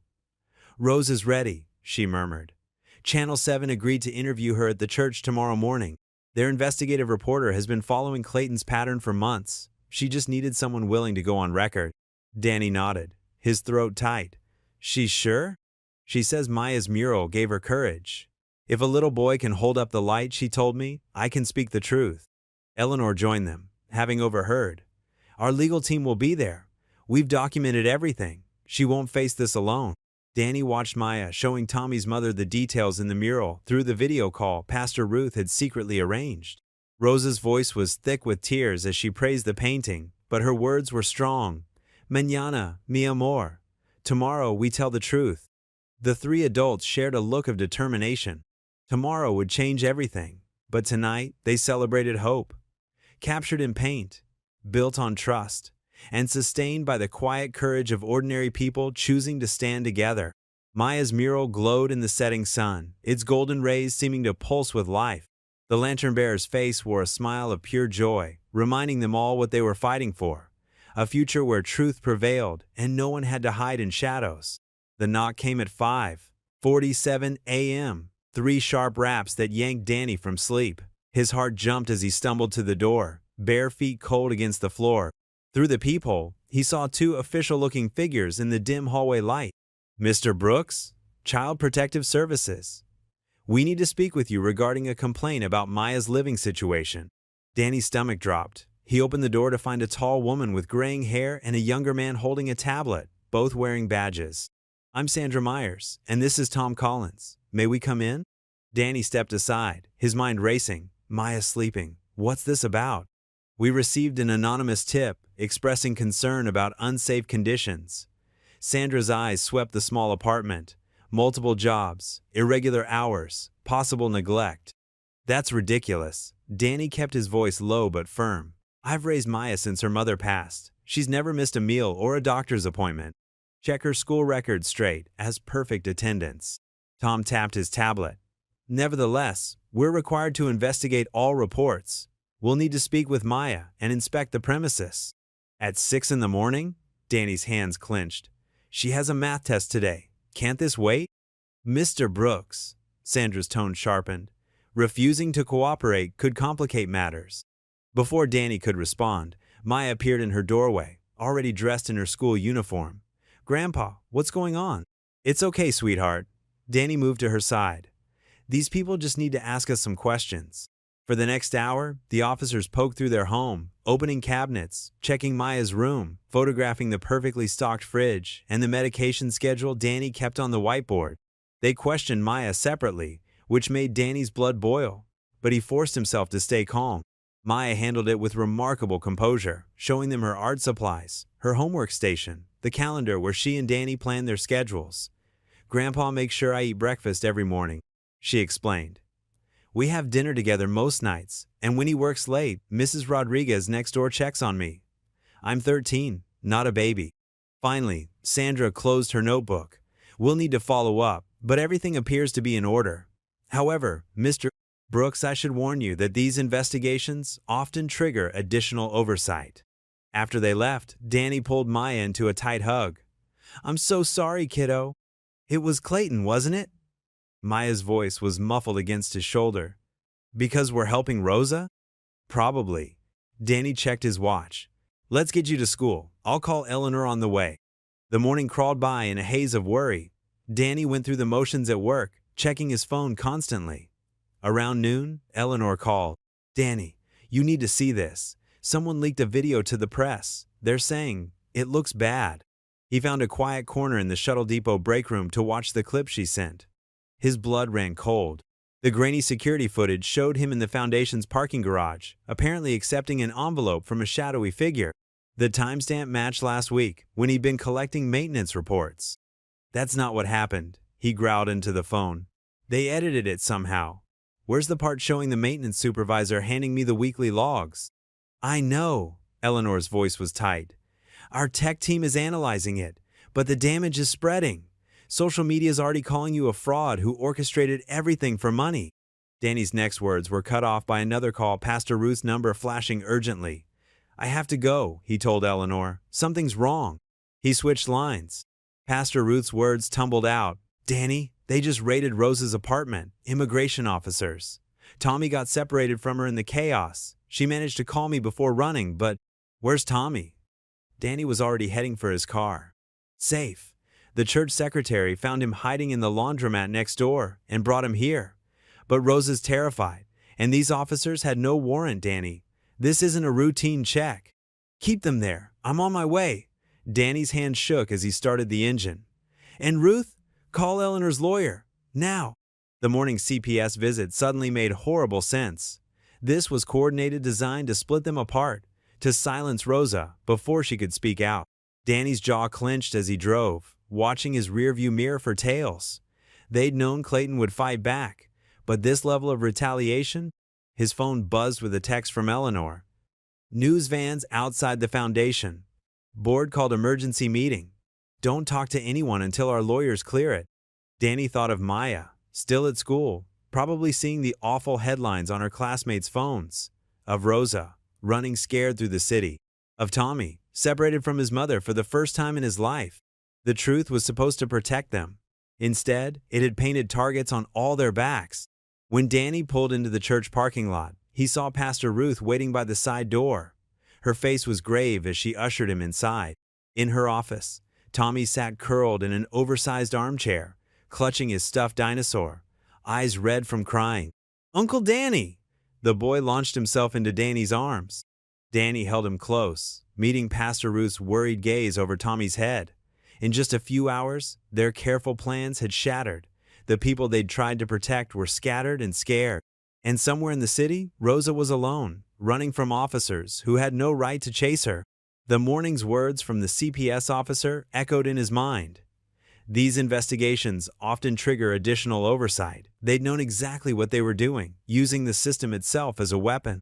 Pastor Ruth's phone rang Eleanor's lawyer. As she answered it, Danny sank into a chair, still holding Tommy. The boy's small fingers gripped Danny's shirt like it was a lifeline. It's okay, buddy, Danny whispered, though nothing felt okay. We're going to figure this out. But the doctored video was already viral. The raids were in motion, and Danny could feel the walls closing in. Everything they'd built was balanced on the edge of a cliff, and their opponents had just given it a mighty shove. When principles stand taller than towers. The Whitmore Foundation's boardroom felt colder than usual that evening. 12 faces lined the mahogany table, their expressions ranging from concerned to openly hostile. Eleanor sat at the head, her spine straight, hands folded calmly on the polished surface. The setting sun painted orange stripes across the floor through the vertical blinds. The evidence is quite damaging, Eleanor, said Richard Blackwood, the board's senior member. His silver hair caught the fading light as he adjusted his glasses. We must take immediate action to protect the Foundation's reputation. Eleanor's voice remained steady. The video is clearly doctored. Our tech team is working to prove it. That could take days. Margaret Chin interjected, tapping her pen against a stack of papers. The press is having a field day. Donors are threatening to pull funding. We need to demonstrate decisive leadership. By throwing an innocent man to the wolves? Eleanor's eyes narrowed. Danny Brooks is a veteran who's dedicated his life to serving others. He discovered my mother's ring and returned it without hesitation. He's helping protect a young mother and child from exploitation. These attacks against him are orchestrated. Nevertheless, Richard leaned forward. The optics are terrible. A custodian with access to sensitive areas, mysterious evidence of corruption, and now this CPS investigation. The simplest solution is to suspend him pending review. No. The word fell like a stone in water. Eleanor, be reasonable. I said no. She opened a folder, spreading photographs across the table. These are documented instances of Clayton Hargreaves' pattern of behavior. Hotel logs, witness statements, NDAs forced on vulnerable women. Danny helped uncover this evidence. That's why he's being targeted. Margaret's face tightened. Clayton Hargreaves' Family Foundation provides 20% of our annual operating budget. So we're willing to enable abuse to keep the lights on? Eleanor's voice rose slightly. Is that what my mother's legacy has become? Your mother, Richard said carefully, understood the delicate balance required in philanthropy, sometimes difficult compromises. My mother taught me that true charity requires courage. Eleanor stood, placing both palms on the table. She wore that ring as a reminder to stand firm when things got hard. I will not suspend Danny Brooks for doing the right thing. The board members exchanged glances. Richard cleared his throat. Then you leave us no choice. As per Article 7 of the Foundation's bylaws, the board can temporarily suspend executive authority if the president's actions pose a significant risk to the organization's stability. Eleanor's heart stuttered, but her face remained composed. You're suspending me? Until this crisis is resolved. Margaret wouldn't meet her eyes. It's for the best, Eleanor. Take some time. Let us handle damage control. And what about Rosa? What about Tommy? Eleanor looked around the table. What about all the other women Clayton has silenced? Those are serious allegations that should be handled through proper channels, Richard said smoothly, not through public scandal that threatens everything we've built. Eleanor slowly gathered her papers. Everything we've built means nothing if we won't use it to protect the vulnerable. That's what this foundation was created for. Security will escort you out.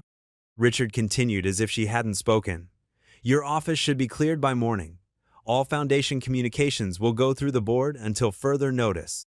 Eleanor straightened to her full height, channeling every ounce of her mother's dignity. I won't forget who stood silent tonight. Neither will history. She turned toward the door, then paused. And Richard, that ring my mother wore? The inscription was from Psalm 27. The Lord is my light and my salvation, whom shall I fear? The walk to her office felt longer than usual. Security guards flanked her, their presence a strange mix of awkward and insulting. She'd known most of them for years. Inside, she closed the door softly and looked around the familiar space. Family photos lined the shelves. Her parents at the foundation's opening, her mother teaching Sunday school, her father's proud smile at her college graduation. She carefully wrapped each frame in tissue paper, placing them in a cardboard box. Her fingers brushed a small album hidden behind the awards. Inside, yellowed with age, was the photo from that long-ago summer. Teenage Danny laughing under the maple tree, his whole life ahead of him. Eleanor had walked away then, bowing to pressure and expectations. She traced the image gently. Not this time, she whispered. The desk drawers yielded more memories. Thank you notes from grant recipients, children's drawings, the original mission statement in her mother's handwriting. Eleanor packed each item deliberately, her mind already racing ahead to next steps. The thumb drive with Clayton's evidence was safely hidden. Rosa and Tommy had sanctuary at the church. Danny would blame himself, try to step away to protect the foundation's work. She couldn't let him carry that burden alone, not again. The last rays of sunset faded as Eleanor filled the final box. She stood in the center of the officer's second home for so many years and closed her eyes. Lord, she whispered, her mother's favorite prayer rising naturally to her lips. Grant me the courage to stand when it's hardest. Show me the way to protect those who need shelter. And please, help me be worthy of the light you've given me to carry. The words settled into the quiet room like a promise. When the wind howls, sing. Sleet pelted Danny's windshield as he navigated the familiar streets to Maya's middle school. His old pickup truck's wipers squeaked against the glass, fighting the frozen rain. His hands gripped the steering wheel tight, knuckles white. The morning's events kept replaying in his mind. The CPS visit, the doctored video, Rosa's panicked call about immigration officers. The school's brick building came into view through the gray curtain of sleet. Danny pulled up to the curb, his heart settling a bit when he spotted Maya waiting under the covered entrance with her art teacher, Mrs. Chen. His girl looked small, huddled in her purple winter coat, backpack clutched to her chest. Maya hurried through the wet to the truck, yanking the creaky door open. "Grandpa, is it true what they're saying? Are they going to take me away?"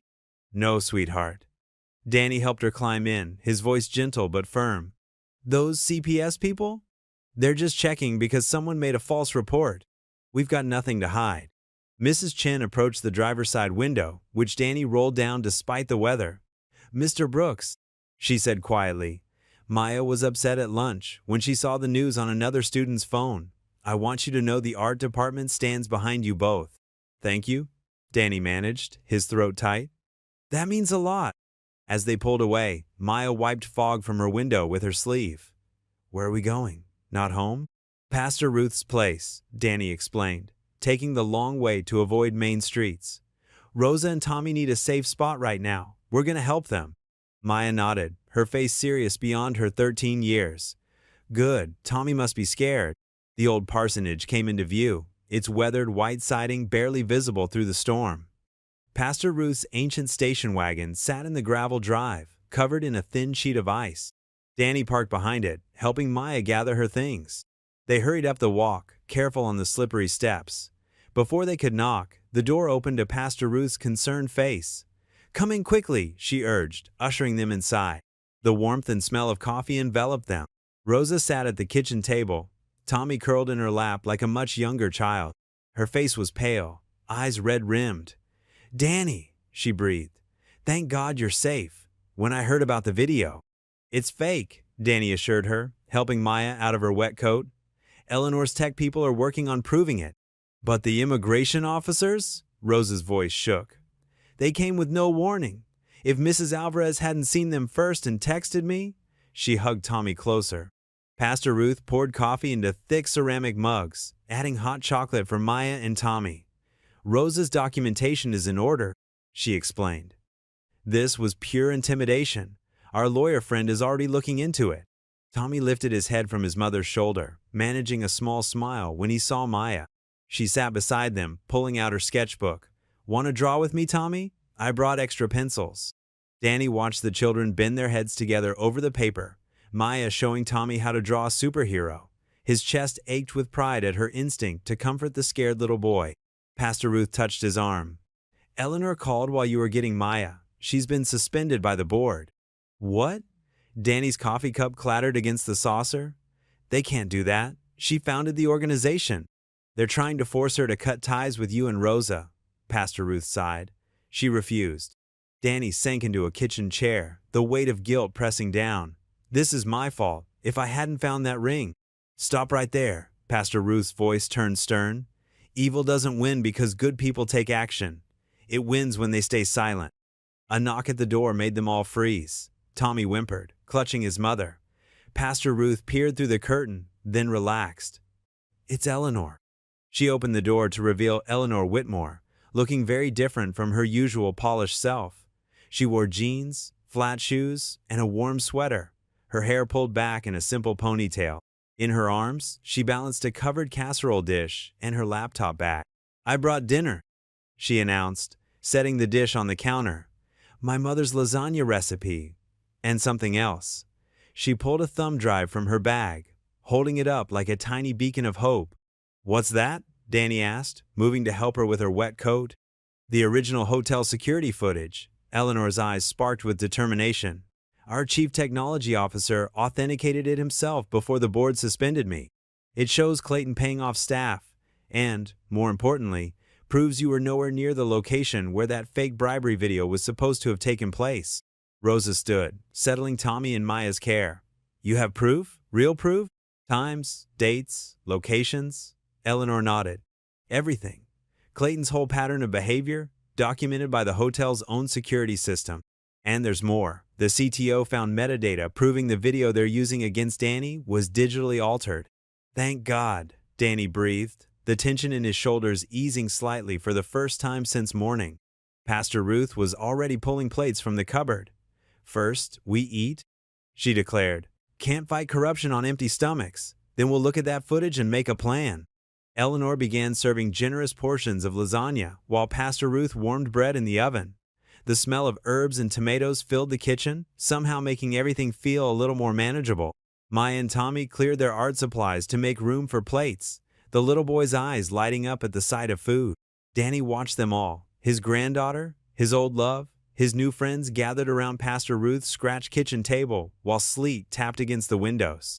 They were an unlikely group, a suspended billionaire, a widowed veteran, an immigrant mother, a pastor, and 2 children.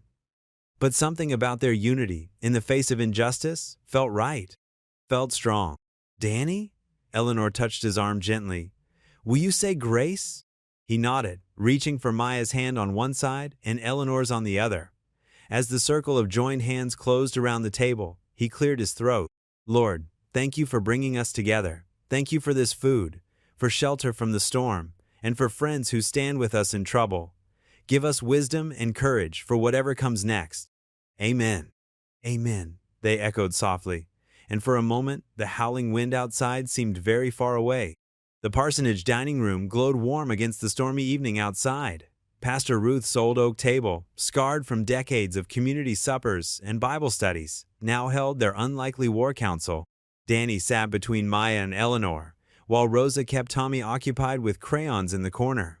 Pastor Ruth paced behind them, her reading glasses perched on her nose as she watched the laptop screen. The security footage played in grainy black and white. There was Clayton Hargreaves, clear as day, passing envelopes to hotel staff. The timestamp matched perfectly with when Danny was supposed to have taken the alleged bribe, except Danny appeared nowhere in the video. "The CTO authenticated it herself," Eleanor said, her voice steady despite her disheveled appearance. She'd traded her usual elegant attire for jeans and a simple sweater, her hair pulled back in a messy ponytail. She was furious when she realized someone had doctored the other video to frame Danny. Pastor Ruth leaned forward, squinting at the screen. "But will people believe this over the fake version that's already out there?" "They have to," Rosa spoke up from the corner, her voice trembling but determined. "Mr. Brooks helped me when no one else would. Now they're trying to hurt him and Maya because of me." Tommy looked up from his coloring at his mother's distress. "This isn't your fault, Rosa," Danny said firmly. "Clayton and his people, they're the ones choosing to do wrong." Maya, who had been unusually quiet, suddenly straightened in her chair. "What about my sketch? The one of Tommy flying his kite?" She pulled out her notebook, flipping to a page where she'd captured Tommy's joy during happier days at the community center. People should see the real Tommy and Rosa, not just hear about them in scary news stories. Eleanor's eyes lit up. "Maya's right. We need to show the human side of this. The community center, the mentorship programs, the real people being hurt by Clayton's actions." "But the foundation board," Pastor Ruth started. "I'm not afraid of them anymore." Eleanor interrupted, a flash of steel in her voice. "They suspended me? Fine. I'll start my own fund. One that actually stands for something besides protecting powerful men." Danny watched Tommy coloring, his small face scrunched in concentration. The boy reminded him so much of Maya at that age, innocent, trusting that the grown-ups would make things right. He thought about his own father, who'd taught him that doing the right thing wasn't always the easy thing. "The press will be brutal," Pastor Ruth warned, though her tone suggested she was playing devil's advocate rather than truly opposing them. "They'll dig into everyone's past, try to discredit you all." "Let them dig," Danny said quietly. "I've got nothing to hide. Worked hard all my life, raised my granddaughter best I could, been careful with every penny, never took what wasn't mine." Eleanor reached over and squeezed his hand. The gesture was quick but meaningful, carrying echoes of their shared past and, perhaps, hints of a future. "But your jobs?" Rosa protested. "The immigration people, they could come back?" "We've got the pro bono lawyer on standby," Pastor Ruth reminded her. "And the church community will stand with you. Remember how many people showed up for the chili cook-off? They're still those same good people." Maya looked up from her sketch, her young face serious. "Grandpa always says doing the right thing matters more than being scared."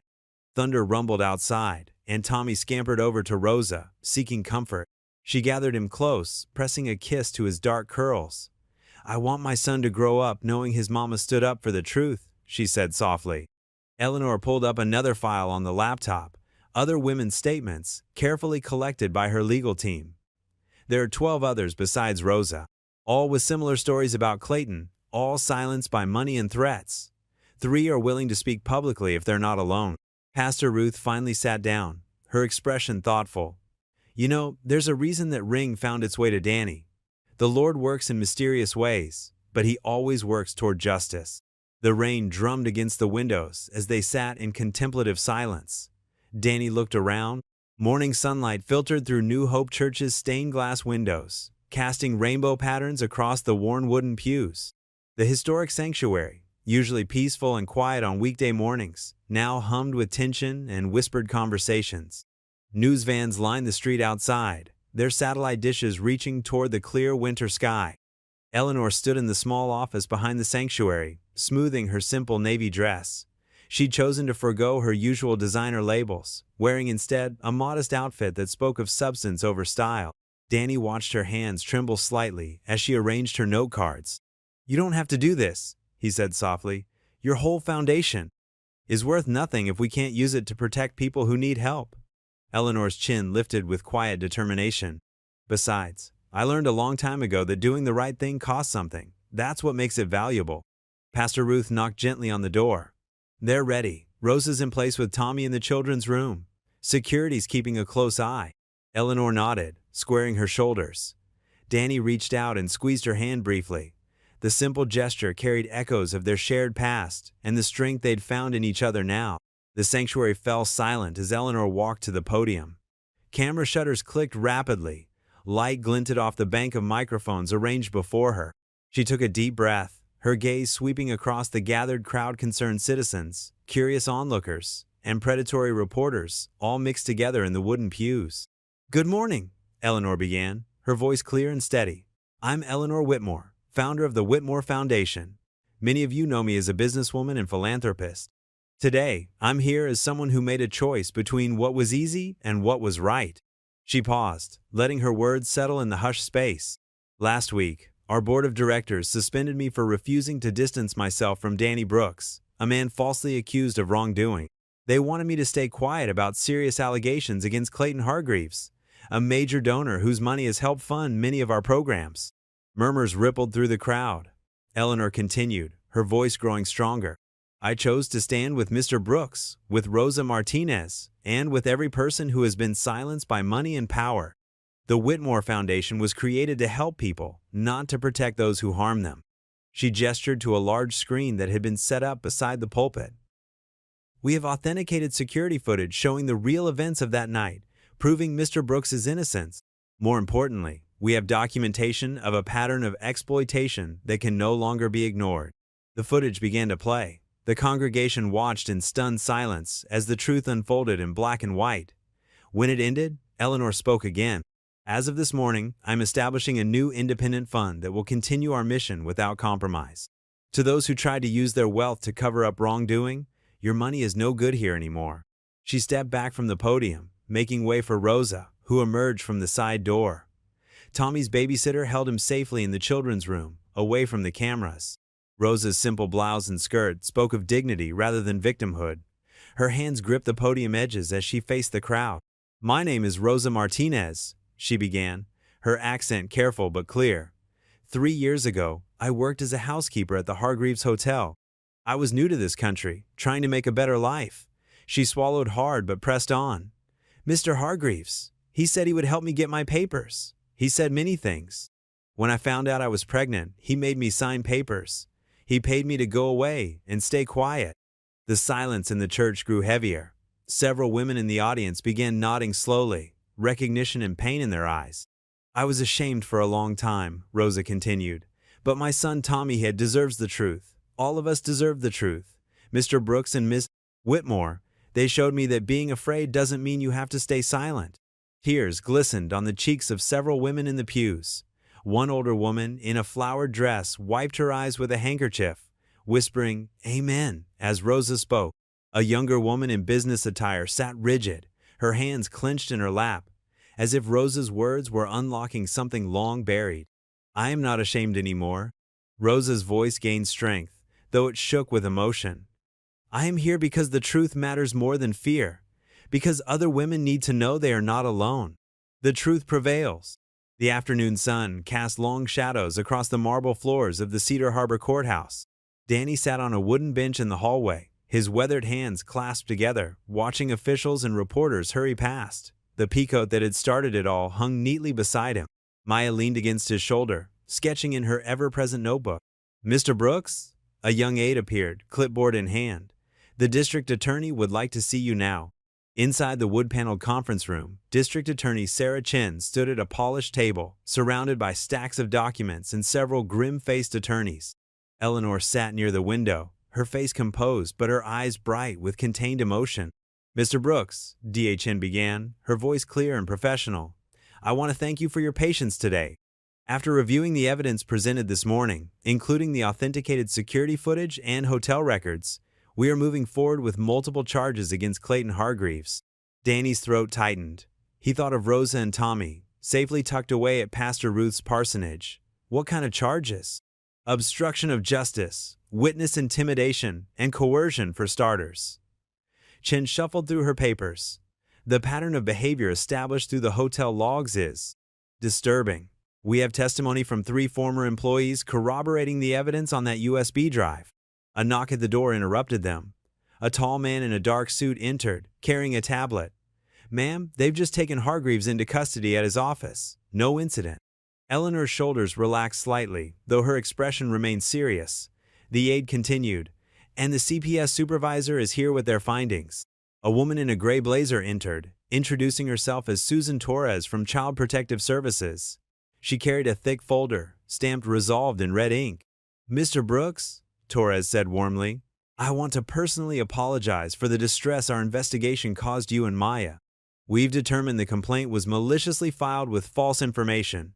Your case has been completely cleared, and we've flagged the incident to prevent any similar harassment in the future." Danny nodded, his chest loosening for the first time in days. Maya squeezed his hand. "There's more," Chin added, checking her phone. "Judge Martinez just signed an emergency injunction halting any immigration enforcement actions against Rosa Mendez or her son. The harassment stops now." Eleanor stood, smoothing her skirt. "And the foundation board?" "Resigned," her attorney confirmed from the doorway, where he'd appeared with another stack of papers. "All 7 members submitted their resignations within the hour. The interim board you selected has been approved. You're reinstated as executive director, effective immediately." Danny watched Eleanor's face, seeing the complex mix of relief and determination there. She'd risked everything, her reputation, her position, the foundation itself, to stand for what was right. The next hour passed in a blur of signatures and statements. Outside, reporters gathered on the courthouse steps, their cameras ready. Danny's stomach churned at the thought of facing them, but Eleanor touched his arm gently. "Together?" she asked softly. He nodded, thinking of that old ring that had brought them back into each other's lives.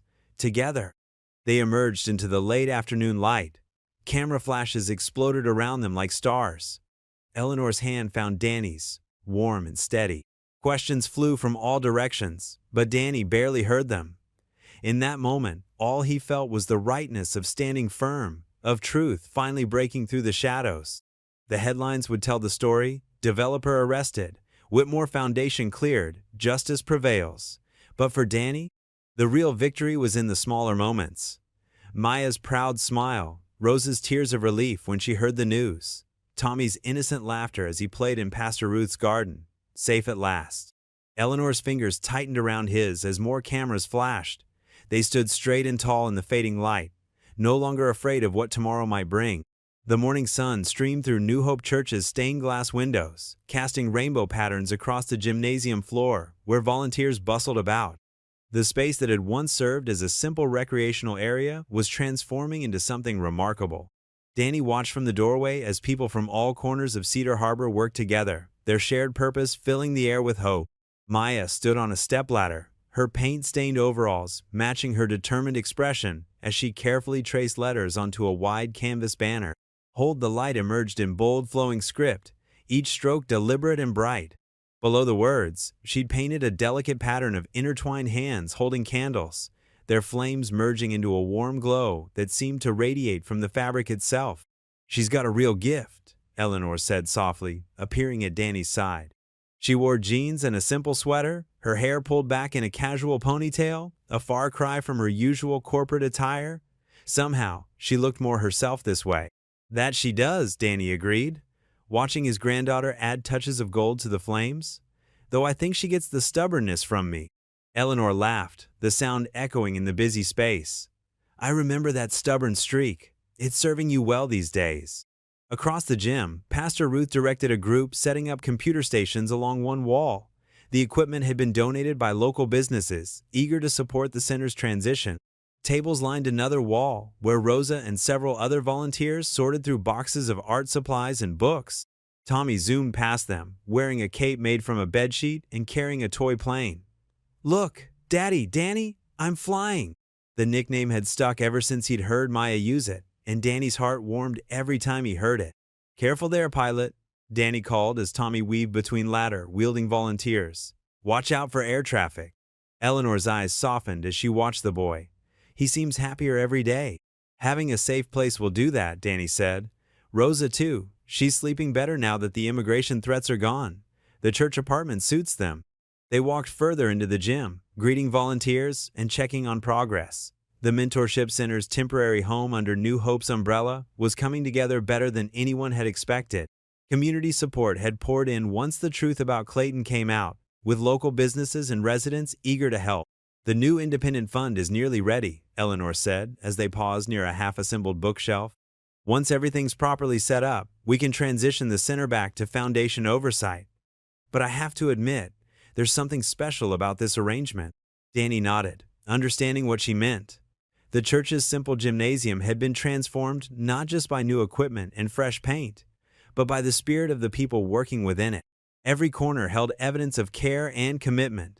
Hand-sewn cushions for the reading nook, carefully restored furniture, walls decorated with children's artwork. Maya climbed down from her ladder, brushing paint from her hands. What do you think? She asked, gesturing to the completed banner. Eleanor stepped closer, studying the intricate details. It's beautiful, Maya. The way the light seems to flow between the hands, it's perfect. It's about connection, Maya explained, her voice carrying the quiet wisdom that sometimes surprised even Danny. How we're stronger when we help each other hold on to hope. Pastor Ruth joined them, her practical shoes squeaking on the gym floor. Speaking of hope, she said, I believe we have one more item to address today. She glanced meaningfully at Eleanor. Eleanor nodded, reaching into her bag. She withdrew a familiar velvet pouch, the one that had started everything when Danny found it sewn into that thrifted peacoat. The sapphire ring caught the morning light as she held it up. I've been thinking about this ring, Eleanor said, her voice carrying across the now quieting gym, about what it means and where it belongs. Danny watched as she moved to a small display case that had been mounted near the entrance. It was simple but elegant, with warm wood and clear glass that caught the light from the windows. This ring belonged to my mother, Eleanor continued, addressing the gathered volunteers. She wore it as a reminder that courage isn't about being fearless, it's about doing what's right, even when you're afraid. When Danny found it and returned it to me, it started a chain of events that proved her point better than she could have imagined. She opened the display case carefully. Inside, a small placard read "The Courage Ring" in elegant script. Below it was a brief description of the ring's journey and its meaning to the community. This ring belongs here at New Hope, Eleanor said, placing it gently on its velvet cushion. Not just as a piece of jewelry, but as a symbol of what can happen when people choose courage over comfort, truth over convenience, and community over self-interest. The sapphire gleamed in its new home, the inscription, E+D, Psalm 27, visible through the glass. Danny remembered how it had felt in his pocket that first day, heavy with possibility. He could never have guessed where that possibility would lead. Maya's banner hung above the display case, its message clear and strong, hold the light. The morning sun streamed through the windows, catching the ring's blue stone and sending scattered light across the walls like stars. Pastor Ruth stepped forward, her hand resting on the display case. Let this ring remind us that courage often comes in small moments, in returning something found, in speaking truth, in standing beside those who need us. These small acts of courage create ripples that change lives. The gathered volunteers nodded, many of them having witnessed those changes firsthand over the past weeks. Rosa hugged Tommy close, their future now secure. Maya added one final touch to her banner, a small golden heart tucked into the corner. Eleanor closed the display case carefully, her fingers lingering for a moment on the glass. The ring that had once represented lost love and missed chances now stood for something larger: the power of community, the strength of truth, and the courage to stand firm when it mattered most. The late afternoon sun painted Cedar Harbor's lake in shades of amber and rose. Danny and Eleanor walked along the shoreline path, their footsteps synchronized after months of walking this same route together. The autumn air carried the crisp scent of fallen leaves and wood smoke from nearby homes. Eleanor had traded her usual business attire for comfortable jeans and a soft blue sweater that reminded Danny of the lake itself. Her silver hair caught the light, making it shimmer like the gentle waves lapping at the shore. "Remember when we used to come here as kids?" Danny asked, his hands tucked into the pockets of his navy peacoat, the same one that had started their whole journey months ago. Eleanor smiled, pausing to watch a flock of geese glide across the water. "The summer swim meets. You were terrible at the butterfly stroke, but unbeatable at the backstroke," Danny countered with a grin. "Mostly because I could see you watching from the bleachers that way." She laughed, the sound carrying across the water. "I thought I was being so subtle back then." About as subtle as I was. Danny's right hand fidgeted with something in his pocket, his heart beating a little faster. "You know, I've been thinking a lot about those days lately." They reached their favorite bench, weathered wood worn smooth by years of visitors. Eleanor sat down, patting the space beside her. "Oh, what about them?" Danny remained standing, suddenly feeling like that nervous teenage boy again. "About how simple things were, how we didn't need much to be happy." He turned to face her, the setting sun warming his back, "and how sometimes the best things in life are the everyday moments." Eleanor's expression softened, her eyes meeting his with understanding. "Like our morning coffee talks? Like Maya's art supplies scattered across my kitchen table?" Danny nodded. "And Tommy's toy cars under the couch at your place." "The Sunday dinners at Pastor Ruth's," Eleanor added, her voice gentle. "Exactly." Danny took a deep breath and pulled his hand from his pocket. In his palm sat a simple silver band, nothing fancy or elaborate. Just a plain circle that caught the light like the lake water behind them. "I got to thinking maybe we could have more everyday moments. Together." Eleanor's breath caught as she looked at the ring. Danny continued, his voice steady despite his racing heart. "It's not sapphire or platinum.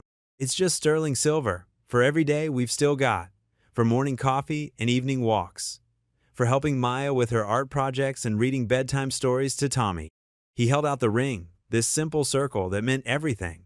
"For doing the ordinary things with someone who's always been extraordinary to me." Tears welled in Eleanor's eyes as she reached out, her fingers brushing against his palm. "Danny Brooks," she whispered, "you've never been ordinary a day in your life." She picked up the ring, studying how it caught the light. Then, without fanfare or flourish, she slipped it onto her finger and whispered, "Yes." The spring breeze carried the scent of fresh grass and blooming wildflowers across Cedar Harbor's lakefront park. Maya sat cross-legged on a red checkered blanket, her sketchbook propped against her knees as she captured Tommy's joyful dance with his kite. The blue diamond-shaped kite soared against the cloudless sky, its long tail ribboning in graceful swirls. "Higher, Tommy, you've almost got it to the clouds," Danny called from where he stood a few feet away, demonstrating the proper way to handle the kite string. His navy peacoat was draped over a nearby bench, the spring warmth making it unnecessary. Tommy's face scrunched in concentration as he gripped the plastic spool. "Like this, Mr. Danny?" His small hands adjusted their hold, mimicking Danny's technique perfectly. "That's it, buddy. You're a natural," Danny beamed, stepping back to let the 6-year-old take full control. Eleanor emerged from her car carrying a wicker picnic basket, her casual weekend outfit, jeans and a light sweater, a far cry from her usual business attire. She set the basket down on a corner of the blanket and settled beside Maya, peeking at the teenager's drawing. "That's beautiful, Maya," Eleanor said softly, admiring how the young artist had captured the joy on Tommy's face. "You've really caught his spirit." Maya ducked her head, pleased but shy about the praise. "Thanks. I wanted to show how happy he is now that everything's okay." She added a few more strokes to Tommy's wind-blown hair. "No more being scared." Rosa approached from the parking lot, carrying a tote bag filled with drinks and paper plates. Her steps were lighter these days, her smile coming more easily. The constant worry that had lined her face for so long had softened into something more peaceful. "Mama, look!" Tommy shouted, pointing skyward with his free hand. I'm flying it all by myself. I see you, mi amor, Rosa called back, pride evident in her voice. She set down her bag and took a seat on the blanket, accepting the sandwich Eleanor offered. He's been talking about learning to fly a kite for weeks. Danny's a good teacher, Eleanor said, distributing plates to everyone, though I seem to remember him getting his own kite stuck in that oak tree over there about 30 years ago. Danny laughed, walking over to join them. I was trying to impress a certain someone with my non-existent kite-flying skills. He winked at Eleanor, who rolled her eyes fondly. And how did that work out for you? Maya asked, setting aside her sketchbook to help unpack the food. Well, considering that same someone is sitting here today, Danny grinned, accepting a sandwich from Eleanor. Tommy came running over, the kite temporarily forgotten in favor of lunch. I'm hungry. Can I have the turkey one, please? Of course, Carino, Rosa said, already unwrapping one for him. Wash your hands first. I brought the sanitizer. As they ate, the conversation flowed easily between them, punctuated by Tommy's enthusiastic commentary about his kite-flying adventures and Maya's quiet observations about the way the sunlight played on the lake's surface. Oh, Rosa exclaimed suddenly, her eyes lighting up. I almost forgot to tell you. I had my final interview at the center yesterday. Eleanor set down her water bottle, leaning forward with interest. And? Rosa's smile bloomed full and bright. I start next week. Full benefits, just like you said. She laughed, the sound carrying across the lakefront. I never thought I'd be running after-school programs, but working with the children during the trial period felt so right.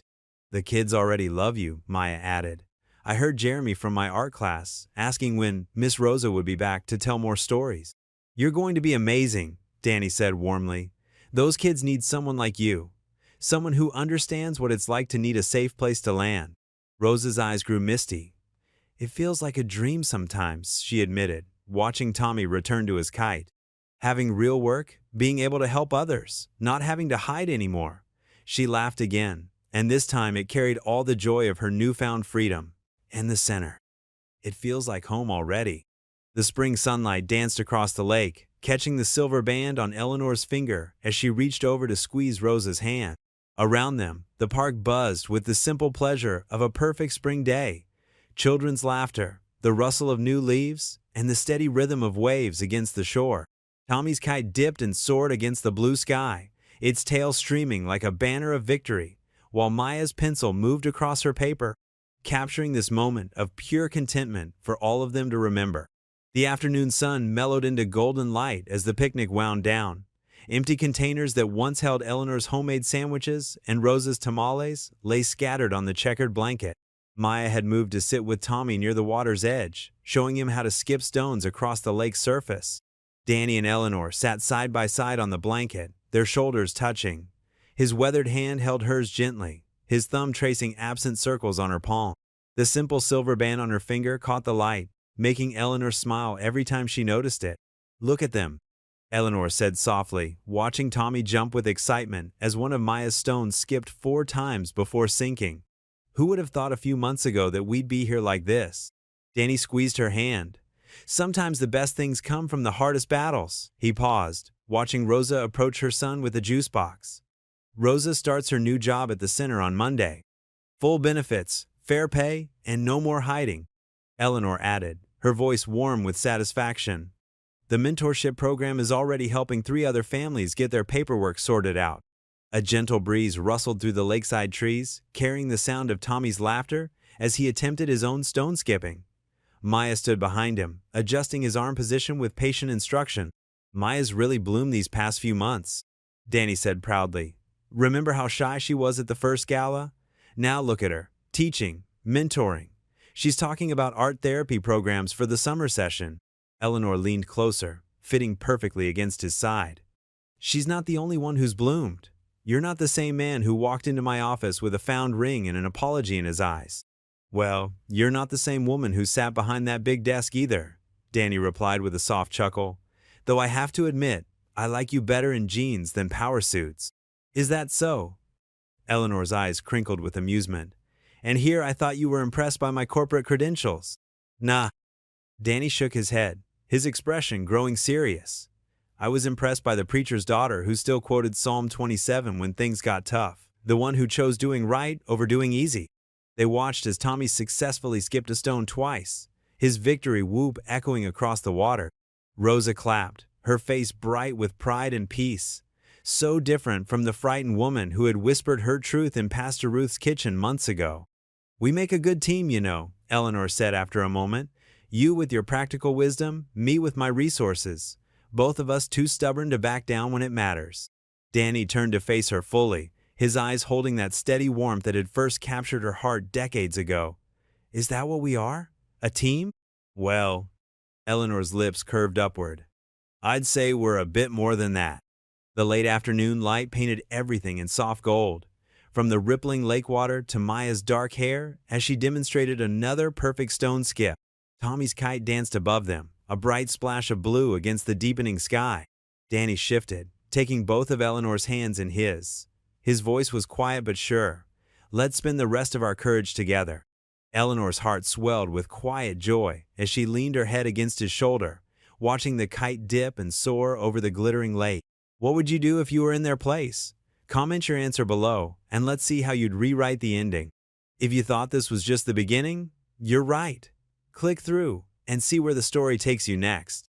If you enjoyed the story of Danny Brooks, I handpicked the next story that you will enjoy. Please don't miss this one. Click here to watch it.